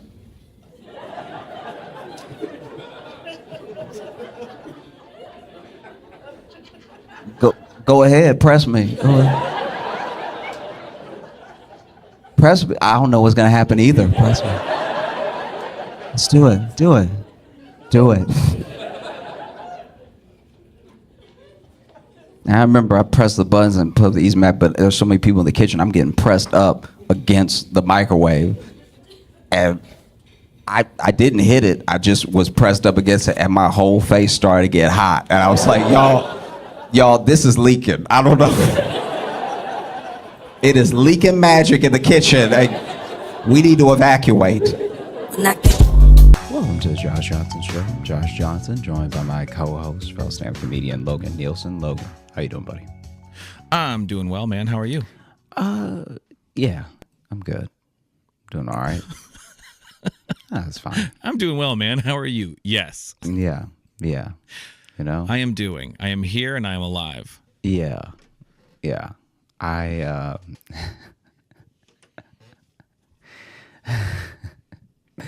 Okay, so, and this is not, I understand this isn't gonna resonate with a lot of people, but have you ever, one second, sorry. Have you ever been through a major storm? Oh, yeah. Okay, what were some of the major storms that you went through in life so far? Do you remember them by name? No, because the ones we get in the Midwest don't get names because they just happen a lot. You just get tornadoes and you get blizzards. There was in Chicago, the polar vortex. That was a big one because that was where it was like crazy cold, like a lot of snow, but also like the coldest it had like ever been in like 100 years or some shit. But so that's the only one that had a name. But otherwise, out here it's just like reason to get in basement is what you that's what you get around here. Yeah. Okay. I feel like they can't know that stuff. They can't know it's like the worst storm in 100 years and it hasn't been this cold. It's like whenever they say that, I'm like, what are you going by? Like, I understand records. They have records. Yeah, but I'm telling you, man, I don't really trust our Doppler numbers radar against like someone who was just using like a regular mercury thermometer back in 1902. Well, they don't always go with that. But I mean, thermometers haven't really changed in how they work. So if it reads -7, it's -7. Like that's not just because it's digital doesn't mean it's different. I understand, but you can't tell me that the first thermometer that somebody made they thought to go negative. Well, do you see what I'm saying? That's all I'm saying. I'm saying that like when I looked at thermometers when I was a kid, it started at 0. I never saw it go backwards. Sure, but also the question is, we're using a Celsius thermometer because that's different too. Yeah, but they still tell us in Fahrenheit. Right, I know, but I'm saying it would make sense if your thermometer ended at 0 if it was Celsius, because that'd be freezing in Celsius, Yeah. Listen, I understand the point you're trying to make. You're an idiot, but no. You do this all the time. Whenever I'm like on to something, you're like, you are not onto something. Your thing is dumb, but I somehow don't have a rebuttal. because my rebuttal would be the boring nature of just getting into how the like weather records are kept. I used to work in TV news, so I worked with like meteorologists and stuff too. I'm just Part of saying, why they yeah. always say it's our worst storm in 100 years because that's where our records go back to. It's not because they're like, oh, definitely this is the one. It's just that's like they've been keeping those meteorological records since that time. Yes, predictions have gotten different, but they can, after the fact, they know how to, like, measuring how a storm affected after the fact hasn't changed much. Like there's other stuff, but like they know like, oh, like precipitation, that way of measuring has existed for a long time.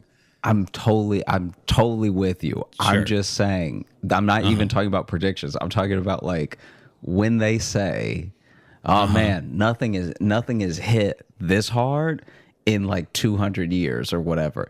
Even the records, I'm just saying the records were kept in a way that was poorer than what we do now. So then I'm like, okay, now this being the worst storm in 200 years, the record from someone being like, well, this barn got blown clean off. So like, this is the worst storm I've ever seen. And then you track that all the way down to like present day where it's like, oh yeah, it knocked over a cement building. They don't measure storms by buildings. Hey, you don't know what they were doing back then, all right? Yes, we do have the records of how they measure.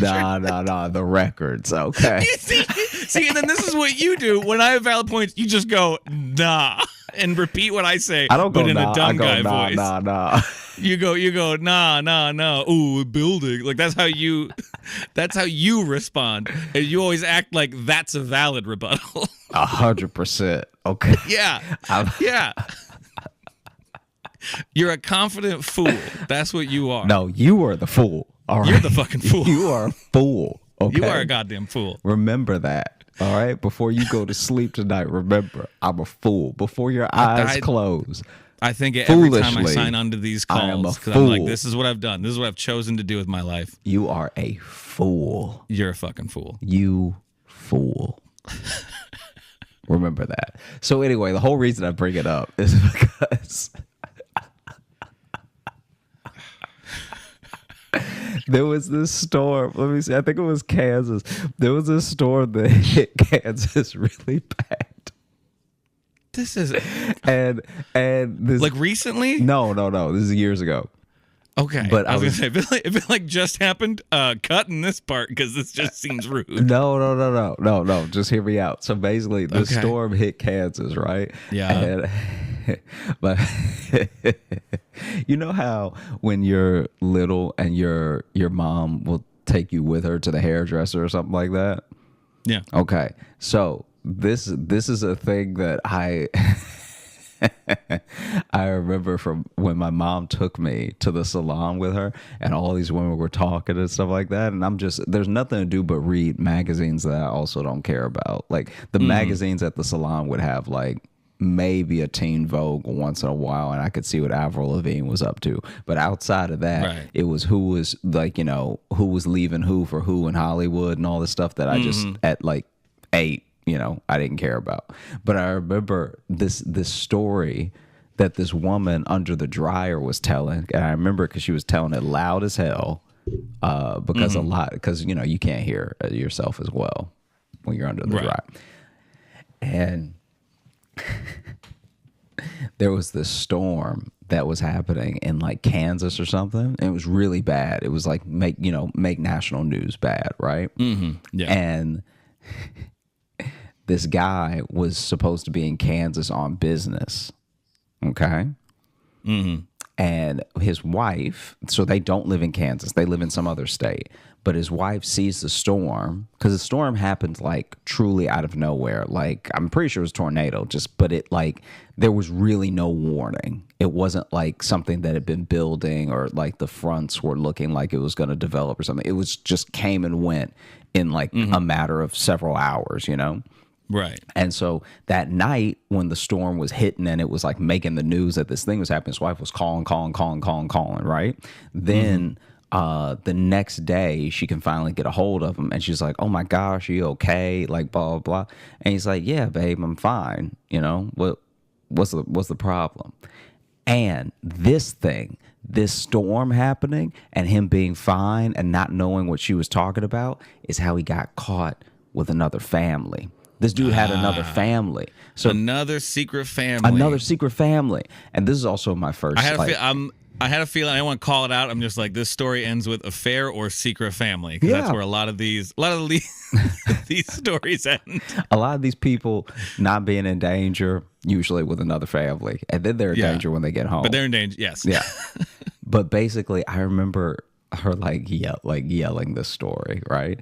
And I don't know why it caught my attention, but I was just kind of like, that's like something, you know? I didn't know what cheating was back then. I didn't know what any of the like things were. something. Yeah, but I was just like, the way that she had captivated the salon, I was Right, like, yeah. all right, this story clearly means something, you know? Yeah. There's something good in this. Yeah. Yeah. No, I feel that. And then, you know, as I got older, I was like, oh, okay. Secret family. Oh, secret families. That's good stories. I'm gonna make a podcast out of that. Yeah. You really can't have them like you used to. You know, really can't. We've talked about that. No, I We've talked know, about yeah, that. it's- I'm surprised when anyone. I just saw it. I didn't read the whole story, but it was a news headline that it was a guy. They had found a dead body like in a store or something like that. I can't remember what the detail was. And then they identified the body, and it was the body of a guy who had faked his own death to disappear from his family like 10 years earlier. Mm-hmm. Mm-hmm. I saw that when I was just like, man, it's hard to fake your own death and disappear too these days. Like that's Yeah. It not only that. Do you remember that Runaway Bride from like 2005? vaguely. Yeah. And we were all, that was the most missing a white woman has ever been. Like that was that was truly wild, because I remember it must have been her family that paid for that billboard, but they did something initially that was big. I remember because they used to always cut to the billboard when they would do the story. Yeah. And it was truly wild. And then when they were like, oh, she's been like, she essentially gone girled herself, but it was because she got cold feet for her wedding, I think, or at least that's what like the prevailing narrative became. Right. Yeah. Yeah. I vaguely remember that story, but I do. Yeah. Yeah. Oof. Yeah. It's not easy. It's not easy to fake your own death, have that secret family anymore. The good old days are over. It's also like You used to be able to just say, oops, I'm dead. Just leave, you know, a pile of rubble somewhere and then go to the town over and go, I'm Brian here. I gotta Used to be able to do it that way. I gotta look up the when did Runaway Bride come out? The movie would have came out late 90s or like 2001 or 2 or something like that. Because people started calling her the Runaway Bride, you know, because Right. like once they found out the whole thing. But it's Yeah. like you can't not want to marry this dude that bad. It was one of those things where, okay, but you could at least let your family know you're all right. Yeah. Or like somehow. Like just call your mama is all I'm saying. I'm not. or the life you're running away from is already a second life. You know what I mean? Like it's like they were getting That's so married, funny, and then yeah. the invitation from that got to one of the people who they're in witness protection from, and it's now it's just a mess. Now it's just a string of runaways. Mm. I did think of another while you're looking that up. I thought of another storm. Mm-hmm. I think I'd just gotten back to Iowa. Or no, yeah, I was here. I lived here with Jess when it happened. But there was a storm because it was called like the derecho a couple years ago in Iowa. That is like, it's not a tornado and it's not technically, it's not any other type of storm. It's literally just really, really hard winds happen at an instant and just level shit. Like you want to talk about barns get knocked over like that, like fucked up Iowa. It was like a national emergency too. And like that was one of those things where like I didn't know that could happen. Like it was alarming to be like, oh my God, my state getting hit so hard. And then also being like, wind can just do that out of nowhere in the middle of the country, because it's like hurricane force winds just suddenly. And I'm like, I don't care for that shit at all. No, thank you. No, thank you, Mother Nature. Yeah, no, it's bad. Thanks for that dropping. No, I'm just saying. It's like the way that you were describing, I was like, yeah, I don't know what I would do. I'm not like when I saw the movie Twister, I was like, oh, that's not gonna be me. But at least you can like see those coming in the sky. You know, you can see twisters beginning. Like the derechos or derecho, I forget how they pronounced it. Like that. Because one of my favorite things about being in a landlocked part of the country, you know, in the middle here, is we don't have hurricanes. And then I was like, shit, we can get hurricanes? I didn't know that. I didn't know we could just get that now. It is like, yeah. What do you call it? Is it the boom cyclone when it's like a tornado of snow? I'm not sure what that's called. Snow clone? I'm sorry that I asked. Yeah. Okay, I found it. So Runaway Bride came out in 1999. 99, okay. Then I said late 90s. I did say late 90s. This Runaway Bride was in 2005. So still when... You nailed that, though. You said 05. Yeah, this is This one stuck wild. with you. Yeah, it really did, because it's like, this is dumb. This part is dumb. I can admit this is dumb. But when I was a kid, I'd hear and see so many things like this that I thought there were way more people. I thought there was an epidemic of people faking deaths in this country. Like you would see a couple of these a year, like a couple of these Runaway Bride things a year in different formats, like whether it was like a dude pretending he died for the insurance money and trying to collect it or whatever. And so you'd see it so much that in my head I was like, man, nobody really out here dying. Like For a second, I thought you just meant like anybody that went missing, you assumed were faking their death or faking their disappearance. No. I'm just... Like you see a milk carton with a kid on it, you're just like, man, he had some responsibilities. He didn't do his homework. Like, he was like, I'm not doing this physics stuff. I'm out. No, I'm just going to start fresh somewhere else. I'm just going to move to another town and say I'm just a short guy.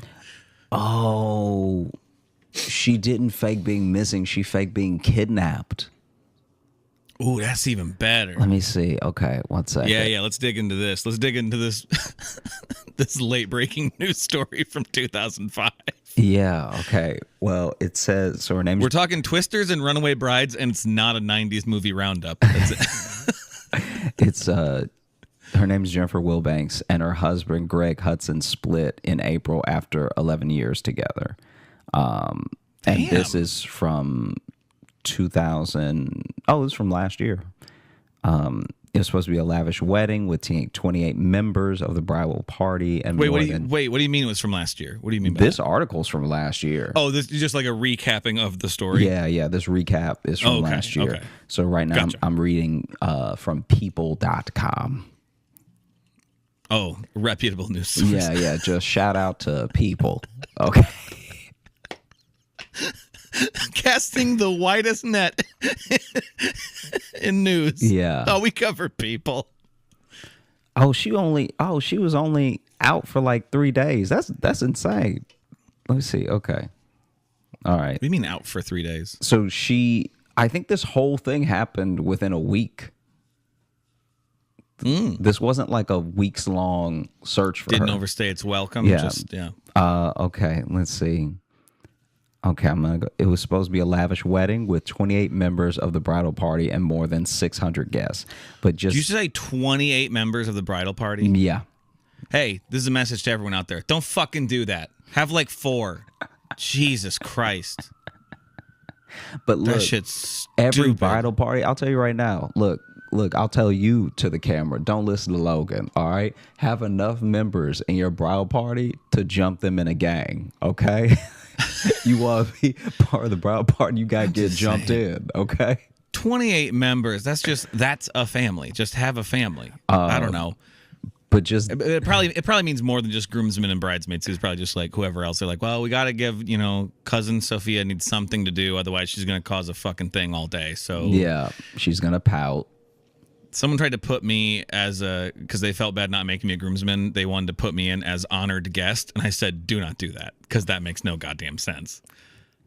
That is honor. If you do one, I've never heard of that before. And if you do that, I better be an 100-year-old man who lived through 3 wars. Yeah, I got to be someone they're surprised is there. If you out here making me an honored guest, we will be enemies after that. Yes. I can't just be some guy. Just days before the April 2005 nuptials, the bride vanished without a trace, sparking a nationwide manhunt. Notice how it wasn't search, it was manhunt. Yeah. Her distraught family made the rounds on morning news shows and cable networks, pleading for her return and saying that she wasn't the type of person to run off. But they were wrong. People knows how to like tell a story, because what people will do is that they'll leave you on a cliffhanger in the paragraph, put an ad. So right in the middle of she wasn't the type of person to run off, there is an ad for a Grinch hoodie for the holidays. And then as you scroll past the ad, but they were wrong. Well, you'd hope they know how to structure it. They've had 17 years to cook up this article. Yeah. Jennifer Wilbanks, then 32, was found 3 days later in Albuquerque, New Mexico. She claimed she had been kidnapped by a Latino man and a Caucasian woman while she was out for a run. She later recanted that harrowing story, admitting she'd actually fled Georgia on a bus because of personal issues. The wedding was called off, and she and fiance John Mason soon broke up. The case garnered international headlines, and Wilbanks was dubbed as the runaway bride. Wilbanks was criminally charged for lying to police, eventually pleading guilty to a felony count of making a false statement and receiving 2 years of probation, 120 hours of community service, and ongoing mental health counseling. A judge also ordered her to pay the sheriff's office $2,550 to cover some of the costs of searching for her, which this is too far. Because this is what I will say. As much money as the police waste not solving crime, you can't then just put the tab on the last person to get caught. You know what I mean? That's like when everybody's speeding and they finally catch the person at the back of, like, at the caboose. And now that person is like, oh, well, I got to give you an extra fast ticket because I couldn't catch the fastest guy. I don't think that's how it works. $2,550 is pitch and pennies. All right. It could have been an even $2,500. I mean, that's also not much for making a potentially nationwide search for somebody, and then you made it up. I mean, I get that. I understand that. And frankly, I'm surprised it wasn't more. $2,000, that's shit. I'll run away and fake my disappearance right now for $2,000. You kidding me? That's wild. Okay, yeah. No, I'm with you. Fine. You made it like $200,000, like shit. Man, don't do that. But now it's like shit. I might fake it today. But this is why it bothers me. She also agreed to pay $13,250 to the city of Duluth, Georgia, to help pay for the overtime costs the city incurred searching for her. Right. So it's like you got to pay the sheriff specifically for their little $2,500. And what's the $2,500 for, really? Because you didn't find her. So whatever y'all were doing wasn't working. Feeding all them search dogs. Get them off as prime rib steaks, okay? Start feeding them like regular dogs. I'm just saying, I got a dog with prescription food. You kidding me? That shit's expensive. They make it a fleet of working dogs. I don't think they call it a fleet, but.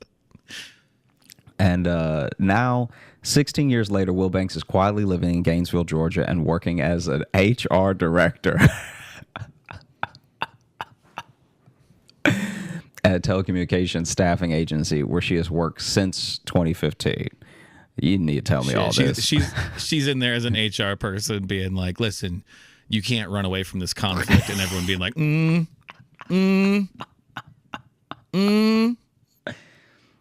Can't I? Can't I, though? I feel like I can at least for a couple days. Don't you think, Steph?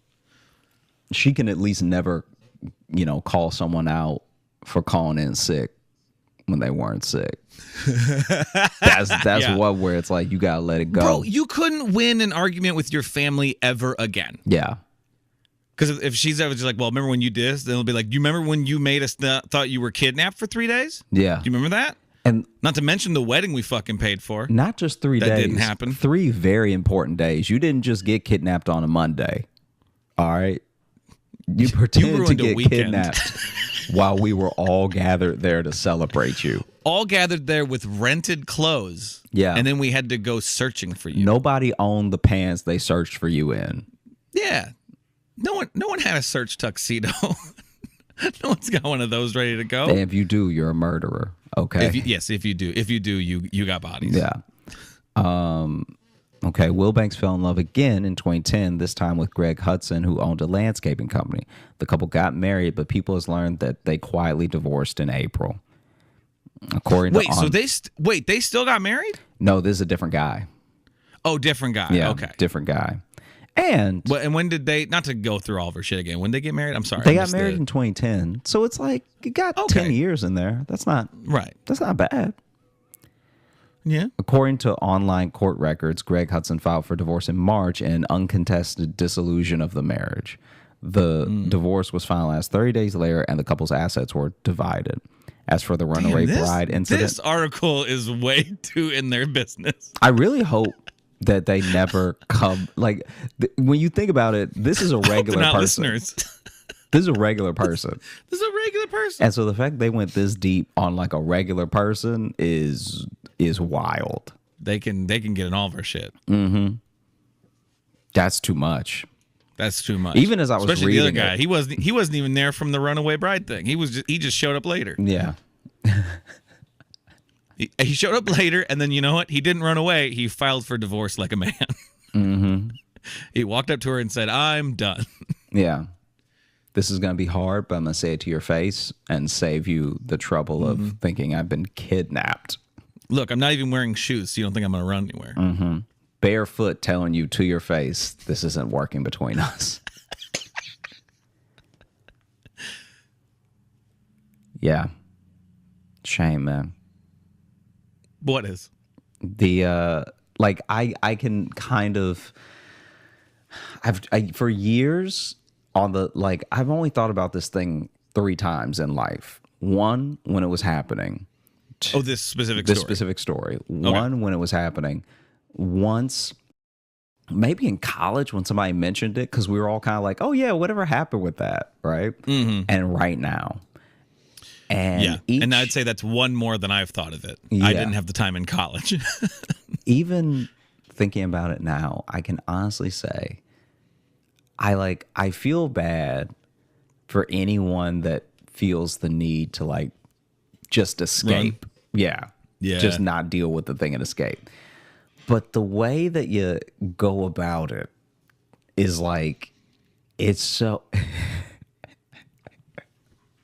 I don't know if there's a different scenario that plays out.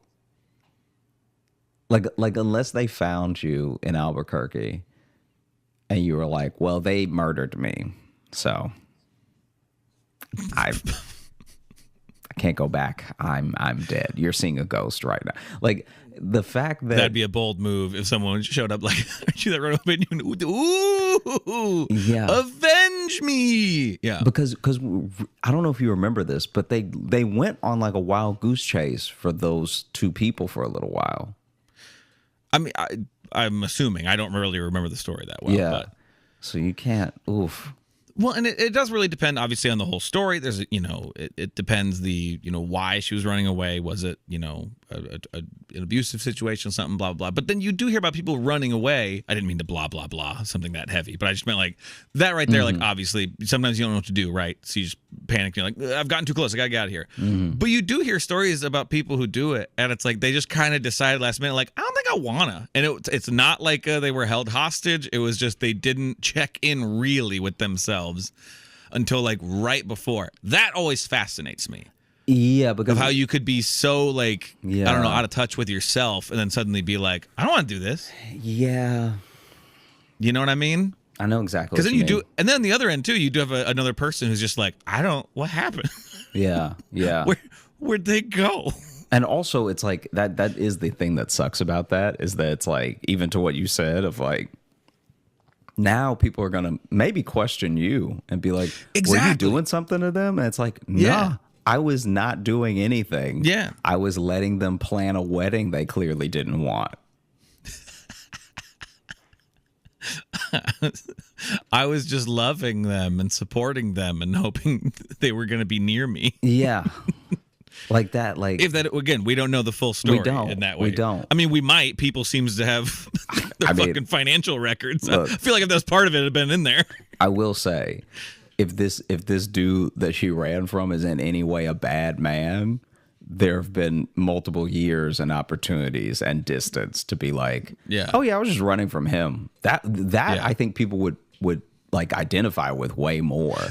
That would make sense. Yeah, I mean, you could understand that. And as there's a story, no reason to not throw him under the bus. You have national like attention, and you still made up that a Latino man kidnapped you. Yeah, still had to go and blame someone else. Had to go blame a brown man is what you had to go do. It was just it's very like Julianne Moore was in a movie exactly like this, except she lost a kid. Like her kid went missing. Do you remember that? Yeah. And she was Yeah, like, "Yeah, I think somebody black took him." Do you remember this? Oh. Yeah. Here's the thing. I went to a different Julianne Moore missing kid movie. No, she got like 3. No, I know. The one you brought up was Freedom Land. Yeah, so there's right? Freedom Land, which is based on a true story. Yeah. I went with The Forgotten, which is where aliens take the kid, like erase him from existence. Yeah. And I had a quick second of really trying to remember, was there a scene in that movie where Julianne Moore was just like, nah, some black guy took my kid. Yeah. And everyone's like, what kid? Because they disappeared him from existence. And if that movie took that hard of a racial turn, whoa, Yeah. we'd still be talking about it today. It's like, I feel like her and Jodie Foster cannot keep a hold of a kid in a movie. Yeah, between the two of them. It's just always some distress. Just like, what are Yeah. you talking about? They were just, there's nothing that I love more than like a movie night in, and you're just chilling, but someone is screaming, "Where's my family?" You know what I mean? Like someone on the TV, I'm hoping you mean. Yeah. Someone on the TV is just grabbing people, and they're like, "My family, you've met them. Why can't anyone tell me where my family is?" Oh, if you remember the movie Ransom, the Mel Gibson movie. Oh, you don't remember that one? Oh, okay. Well, it's just his son gets taken, but it has one of the best lines to just yell. It's very pleasing to yell. Just go, "Give me back my son!" It's so pleasing to just shout. Did you ever see? Try it. Give me back my son right now. Give me back my son. Come on. Nah, now. I don't want him. You didn't even try, you coward. I don't want him. I really love the Halle Berry By the movie. way, feel free to leave 5-star reviews that just says, "Give me back my son." It's my terrible call to action. Did you ever see the trailer for that Halle Berry movie where she like, I guess she works at, I'm mixing up Halle Berry movies now, but I think she works at a crisis center, but then someone She's kidnaps a her kid. Catwoman? I don't know if I think you're mixing up too, because I think the one in the crisis center, it's not someone takes her kid. I think someone gets her on hold, and like there's someone who's being kidnapped. Oh, I see. Okay. And so she does. I don't. Is that called Crisis? I'm not sure what that's called. Yeah, I don't remember what it's called, but I have no idea. The thing that's very funny in that trailer is like Sally and I laugh about it all the time, where she corners one of the people and she's like, "You took the wrong kid."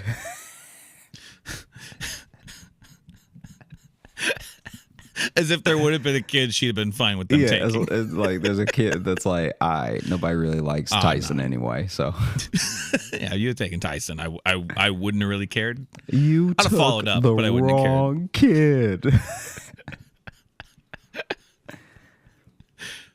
Oh man. Mm-hmm. Wow, we went on some turns there. Yeah. I don't even know. I don't even know where all that came from. I mean, I wanted to tell you about the salon thing for a little while, but You mentioned like magazines and stuff at the salons. Did you remember highlights? Did you ever have highlights? I didn't get the The fun ones? no, I just didn't get the boner for highlights that everyone else had. Like I was just like, all right, it's there. It did not do Right. it for me at all.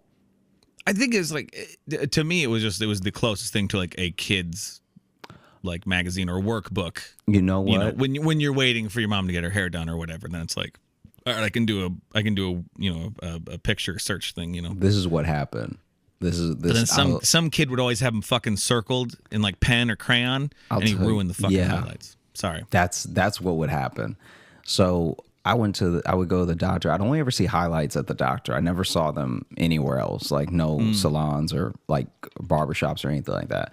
So I'd only see highlights at the doctor's office. And they were like, we had a lot of sick kids where I'm from. And so they were well worn by the time it got to me. That's probably why I didn't like them. That is a loaded statement. Well, look, we had just a lot like- of sick kids. All the puzzles were done. Like it was nothing. It was like, We had a lot of. Where'd you fucking live? Chernobyl? Like we had a lot of sick kids. I remember one time.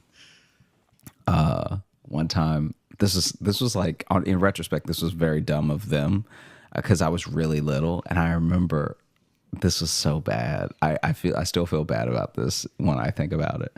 I was still a very small child, but I specifically remember this time I went to the doctor's office and there was a kid that was noticeably younger than me crying. And the kid was crying because the kid was going to need a shot. And whether it had never had a shot before or it had only had one shot and was really painful and memorable, the kid was already crying about having to get a shot, right? Okay. And so then the parent looked at me and was like, you know, tell her getting a shot's not that bad. And I was like, yeah. It's like I was trying to repeat the thing of like, yeah, it's not that bad. Like it's okay, right? And she slightly stopped crying a little bit, and then looked at me. And the mom was just like trying to get me to vamp about how shots weren't that bad. But I don't know, because I'm also like a kid, so I don't know what else to say. Like the first thing I said was just repeating what you said, you know? And so then she's like, oh, come on. And so I was like, yeah, it's quick and it's over, you know, really fast. And she's like, really? And I was like, yeah. I have to get them sometimes like for medicine or like I just start talking, right? But now she stopped crying. So now the mom is just like nodding and smiling and everything. And then I can't remember what I said, but out of nowhere, I was just like, yeah. And I mean, the last shot I got, the needle was only this big. And like, I have no. For the listener, Josh held up a very wide space between his fingers. Yeah, I just held up my fingers further than my head is apart. Which if you're a little kid would like go through your arm. Yeah. And so then I was just like, yeah, it's only like this big. And her eyes got wide and she freaked out and started screaming and crying more than she was before. And the mom, like, she wasn't rude or anything, but she looked at me like, you were doing so well until that last thing, which is Didn't also stick like the landing there. which is like, I just let it weigh on me. Cause even my mom then jumped in, was like, I think she put her hand over my mouth or something. Like,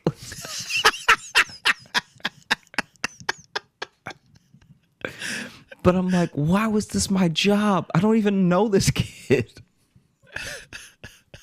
Yeah. Why is the bedside manner on me? I don't work here. I was low key furious about it because I was just like, what am I supposed to do? Yeah. Yeah, it's weird to put that on you. Oh, it was horrible. I still think about it sometimes. Anytime I see like a little kid cry in public, I'm like, oh, I did that once. Like I made that happen to someone. I one time was they were trying to get, I don't remember if it was like a checkup or if I was sick with something. They were doing blood work. I don't remember exactly why I was there. Oh, I think I had like strep throat or something. I think I was pretty sick. And so they had to take a blood sample, but I was so dehydrated they couldn't get enough blood out of me. They couldn't, so they had to stick me like 8 times. They had to do like several times in both arms, and then they had to go. They had to go to the veins in my hand. He took his headphones out.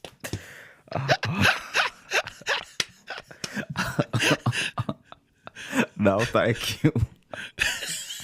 I'm done. Ooh. Ooh. Yeah, took me a long time to come back from that. I had a grudge against the doctors for a while. Oh.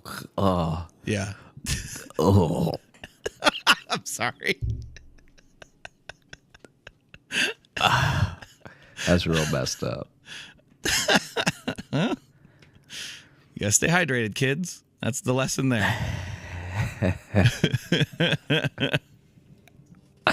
One time, when I was at the doctor, I was still like relatively young, but I wasn't little anymore. I was maybe like early teens, and it's just funny because when you're a young teenager, you're getting to see older teenagers which feel like grown-ups to you, and then younger kids which feel like itty-bitty children to you, right? So like you actually, I don't know how to describe this exactly, but when you were like 13 and 14, you have this feeling in life that you actually don't have again until your 20s, where when you're in your 20s, people in their 30s seem like real adults to you, and then anyone younger than you seems like a little kid to you. Yeah, like all over again, which is crazy. Because that's a good point. You feel that when you're like early teens, you're like, I'm not a baby, give me some responsibility, or like, don't talk to me like that, I'm not a little kid. But then you see like someone who can vote or drink, and you're like, wow, they're like a grown up. You know what I mean? Right. Yeah. And then you're 22, and you're like, I can vote, I can drink. Don't come at me like that. And then you see someone who has their own apartment, and you're like, wow, you're a real grown up. You know what I mean? Right. Yeah. And I remember I went to the doctor's office. I was like 13, 14, and this little kid was wilding so hard. Okay, that I think they needed to give him a shot or something, and the door to the office wasn't all the way closed. So as I'm passing by, I see them like struggling with this kid. And right as the doctor was like about to give him the shot, the kid wiggled just right and got a foot loose from the nurse, and like not even intentionally, but kicked the doctor right in the balls. Occupational hazard, man. And so he stumbled back, and I'm pretty sure he gave himself the shot, because the way he had to grab his balls after he got hit, he still had the syringe in his hand.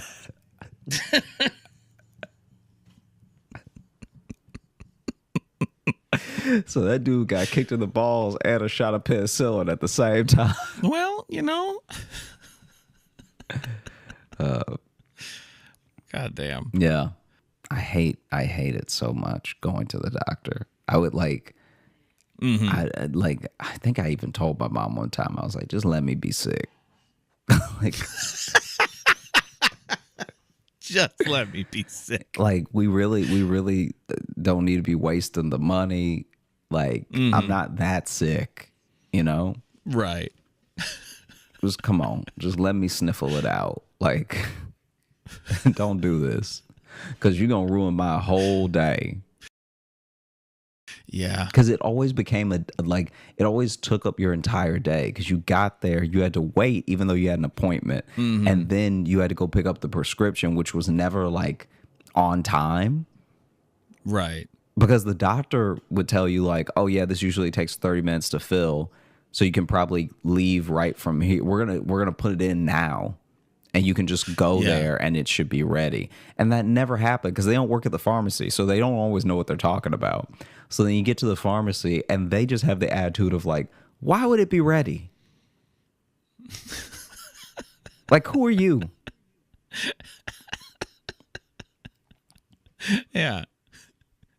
You someone important in this town? Yeah. Why would I have this ready for you? No, it doesn't make any sense. Why would this be ready? Yeah. And then, And I hated going to the doctor too. I softened on the doctor as I got older because I had to start going to the orthodontist because I had braces. Mm-hmm.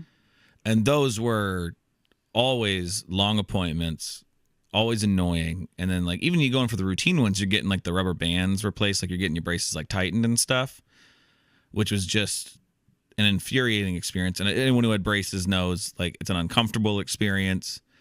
Even at its smoothest, there's still just a guy in your mouth for a while, like basically punching you in the teeth with a little rubber band pliers thing. So that became, for some reason, then the doctor, I got less worried about going to the doctor because I'm like, well, at least I'm just not in the chair, just having the ka-junk in my face all day. I always wanted braces and I never got them, so I never really. You wanted them? Yeah. I was very worried that my teeth were starting to be crooked when I was like early teens. And Oh, really? luckily they didn't. Like, luckily it never happened. But I remember I went to the dentist one time and they were like, "Oh, yeah, your back." It was like something in the back of my mouth where they were like, "It's starting to curve a little, so we'll want to watch out for that." And I was just like, "Do I need braces or something?" My dentist, this is wild. I don't know if this makes him like an honest man or if he was just this nonchalant because he didn't care. But I asked him if I needed braces, and he was like, "Couldn't hurt." I mean, and I get what he meant, but I was just like, Right. I asked you a yes or no question based off something you just told me. yeah. Yeah, we eventually had to just tell the orthodontist to take them off because I had them on for too long. And like, well, so have I not told you this before? I swear we've talked about this before. Maybe we talked. I don't remember you telling me this.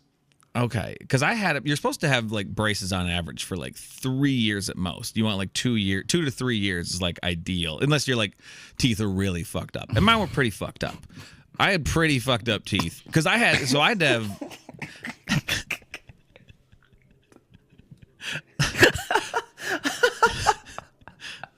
I mean, I had to have dental surgery when I was like 11 or 12 because I had teeth coming in under other, like I had extra teeth in my head just coming in at like wild angles and underneath. I had one that was coming in underneath some of my bottom teeth. There was one coming in like sideways. Just my teeth.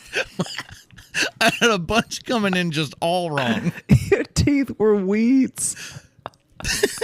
Kinda.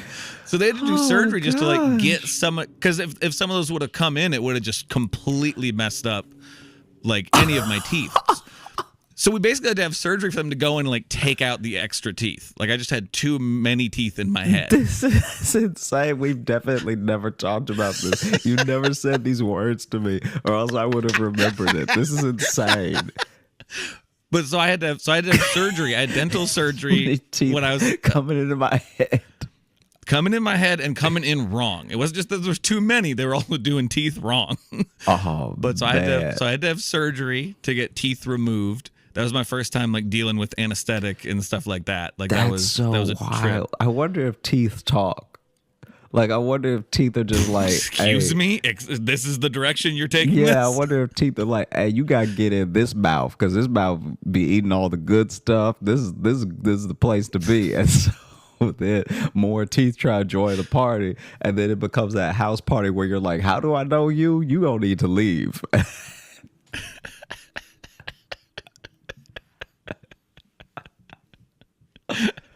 What? Yeah. Okay. They also, I can't believe they told me this because again, I'm like 11. Mm-hmm. And I know they gotta tell the risks, but like, tell my parents. Don't tell me. I'm a kid. What am I gonna do except for freak out? But they straight up told me that one of the teeth they were taking out was next to an artery, and they're like, "Yeah, if we hit that, that'll be really bad." And I'm like, "Why would you?" Even as a kid, I was like, "Why tell me that?" I can't do anything. There's no papers for me to sign. I'm 11. Like, what are you doing? But it was fine. But then I had to get braces to sort out the remaining teeth. Yeah, they And, just to fence them up, to put them in line. No more parties. Yeah. Fun's over. Okay. And like braces really helped. Made my teeth way better, because like I had like some like my back teeth like weren't touching right. Like my mouth was messed up as a little kid. I don't like really remember it, but when I think of the reason why I had the surgery, I'm like, man, my teeth must have been screwed. I just think about your teeth clapping. I think I had teeth coming in behind like other teeth Yeah, on that's like what one I of my mean. rows. It's like yeah. your teeth were trying to take a family photo. And Trying to find their window. they were oh. It was like I had two sets of adult teeth coming in. Like I just, because these were all my adult teeth coming in. These weren't baby teeth still. Okay.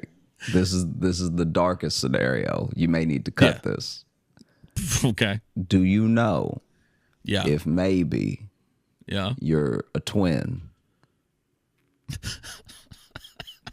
Because maybe you ever hear about those people? You ever hear about those people that absorb their twin? That's why I have extra teeth. I think that might be your twin trying to bite your mouth. Is that I absorbed a twin? It's possible. There are twins on both sides of my family. Yeah, I think that maybe you're a twin, and that's the There's supposed to twin be was 4 just Nielsen boys, but trying to bite. You know what I mean? Like was trying to like, hey, I'm here too. Listen, I've always been a performer. I don't like to share the spotlight. So. Yeah. So you went ahead and sucked up all the nutrients. Give me them teeth. No, but then I had braces for like 4 years, and it got to the point to where they were then, because like I still don't have the gaps in my top and bottom rows of teeth. The gaps don't line up perfectly, and that was like the last thing the orthodontist was working on. But how he wanted me to do that, and I think I've talked about this before on the show, but he wanted me to have a rubber band that ran diagonal across my mouth, so it went from this tooth up here to over here, and was just so I just couldn't like really talk, and you couldn't eat. I mean, you'd have to take it out and whatever, but they just wanted me to be having a rubber band just across my mouth at all times, which just felt weird because then it's just pulling your jaw over. Now, And then eventually we literally just went to the orthodontist, and my mom was like, okay, listen, where we started and where we're at now, way better. Because before, this kid's mouth was fucked. So let's just call it a game. Let's quit while we're ahead, and let's take this sucker off. Because braces are expensive, too. And we had them on for like an extra year than we needed. and I understand that braces are expensive, so I'm not asking this question in like a sarcastic way. But you get the braces, you can't like you can't rent them or anything, right? So like once you have them on, they're yours, right? Like, does it cost more to have them on longer than a shorter amount of time? The upkeep to go and have them, I see. because you have to get them tightened all the time. You have to replace their bands. I mean, now I think braces, even just in the time since I've had them, have gotten way more simpler. But because they glue them onto your teeth and stuff too. So the way they take them off is they just break them. I heard that. I heard about they just that. go. That was an uncomfortable experience. They just go in and they just basically twist them all and just pop them off your teeth, which seems like, I don't know, seems like a real goal line stand by the teeth at that. You know what I mean? How's the glue like, hey, we fare? How's the glue fare when they pop them off? Just snaps. Just cracks off like the way they do it. I think they did something to like weaken it, but then they just have to like pop them all off because I had all the old metal brackets. Like now I think kids have them slightly different. Mm-hmm. My dad, when he was a kid, that was when they used to have to individually put a metal thing around every tooth. I remember when I was in high school, I think I only ever met 2 kids who had headgear because headgear was going out of style. Like we finally advanced past headgear. Yeah, they kind of learned how to do it in mouth. But it's so funny to think that they used to they used to be like, there's no way to fix your teeth without the back of your head having something to do with it. Like if we want to fix this tooth, we're gonna have to start from the hairline down. All right. Because the way that we used to do things is not as good as we do them now, which is why I asked that question about keeping records. Okay, I feel like the records can't possibly have been as good back then as they are now. I will admit they have probably gotten better. But there's some things that we just wrote down. I don't know. Mm-hmm. You want to open the mailbag? Let's open the mailbag. Let's get out of here. Let's read a couple of reviews on Apple Podcasts. The title of this one is by John Deere Spoker Model D. And the title is "The Battle of Situational is on the Line." I have never, all caps, I have never had a continuous smirk on my face in a long time. To be able to determine who could have captured my heart, I need to see Joshy perform in person. I pride myself as an aficionado of comedy contact sport. I propose... I propose a cage match between Paula Poundstone and Josh Johnson.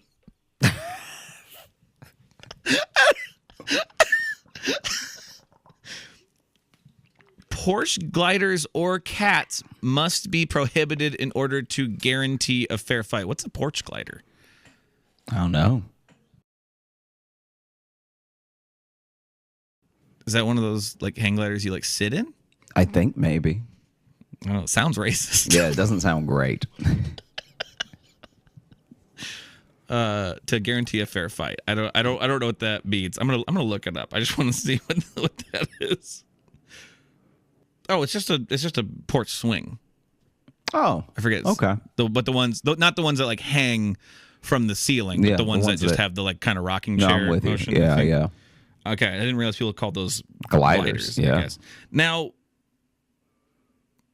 one, love the idea of you fighting Paula Poundstone. Nothing against her, but what an event that would be. I'd pay DirecTV money for that. Mm-hmm. I'm not sure how the porch swing or the cats come into play, but they also must be prohibited. So for some reason, these two things aren't allowed. I mean, this person clearly thinks I would break a porch glider over Paula Poundstone's head. Hitting her and her cats. Interesting. Thank you for that comment, John Deere Spoker Model D. And then this one here, this is from, they've listed their name as I Choose Privacy, which is great because then in the review, they immediately say their name. That's fantastic. I Choose Privacy. And the title of this 5-star review is Episode Idea. Hey, y'all, my name is Emma, and I love the show. Anyway, you should do an episode on Karens. Karens, okay. Okay. We'll put that in the bag. We may have to look up some. I feel like there's plenty of fodder there. Oh, yeah. I think there's plenty of stories we can find on that situation. Yeah. So I choose privacy. Hey, my name's Emma. I love that turn of events. Mm-hmm. Thank you all so much for listening to the Josh Johnson Show. We had a great time recording. I hope you had a great time listening. If you are looking to catch up with us on any of the socials, you can find me at Josh Johnson Comedy on YouTube, TikTok, and Instagram, where we're going to be posting clips of the show. And if you are looking for Logan, you can follow me on Instagram at Logan M. Nielsen. If you want to get into our mailbag, there's 2 ways to do it. You can send us an email, joshjohnsonshow@gmail.com, or you can do like those people there and leave us a 5-star review on Apple Podcasts. And then coming up this Saturday, there are 2 things happening. One, there is our last virtual live show of the year. So ticket link will be down below. I believe that's 6 p.m. Eastern time over Zoom. They've been really fun to do all year. So come join us for the I was about to say kickoff, but send off of 2022. And then also, speaking of the send-off of 2022, this Saturday I will close the submissions for the best of 2022 episodes. I'm going to close that this Saturday evening, 11:59 p.m., I guess probably Central Time, because that's when it is for me. But so if you still want to get in your choices of your favorite episodes and your favorite moments of the year, you have until the Saturday after this episode comes out to submit them. We've already got some suggestions and some episodes I'd forgotten about being submitted as favorites, which I'm excited about. It's gonna be fun to go through those clips. So we'll be making those episodes, probably after Saturday. Yeah, sounds good. Well, thank you all so much. I hope you have a great rest of the day and an incredible weekend. Take care. Hey, thanks so much for watching. Please like and subscribe. It really supports the channel. Hit the bell notification, because apparently it's the only way YouTube will tell you that something happened. And just tell a friend. That's the biggest thing you could do. Just tell one person in your life that you like, maybe you don't like, that this video happened to you. We release the podcast every Thursday on all the podcast apps, so you should find us there and subscribe on those and comment and leave reviews and whatever on all of them. And also, if you want bonus stuff, you can join our Patreon, patreon.com/Josh Johnson Show. We have bonus podcasts and videos and stuff there, and we'd love to see you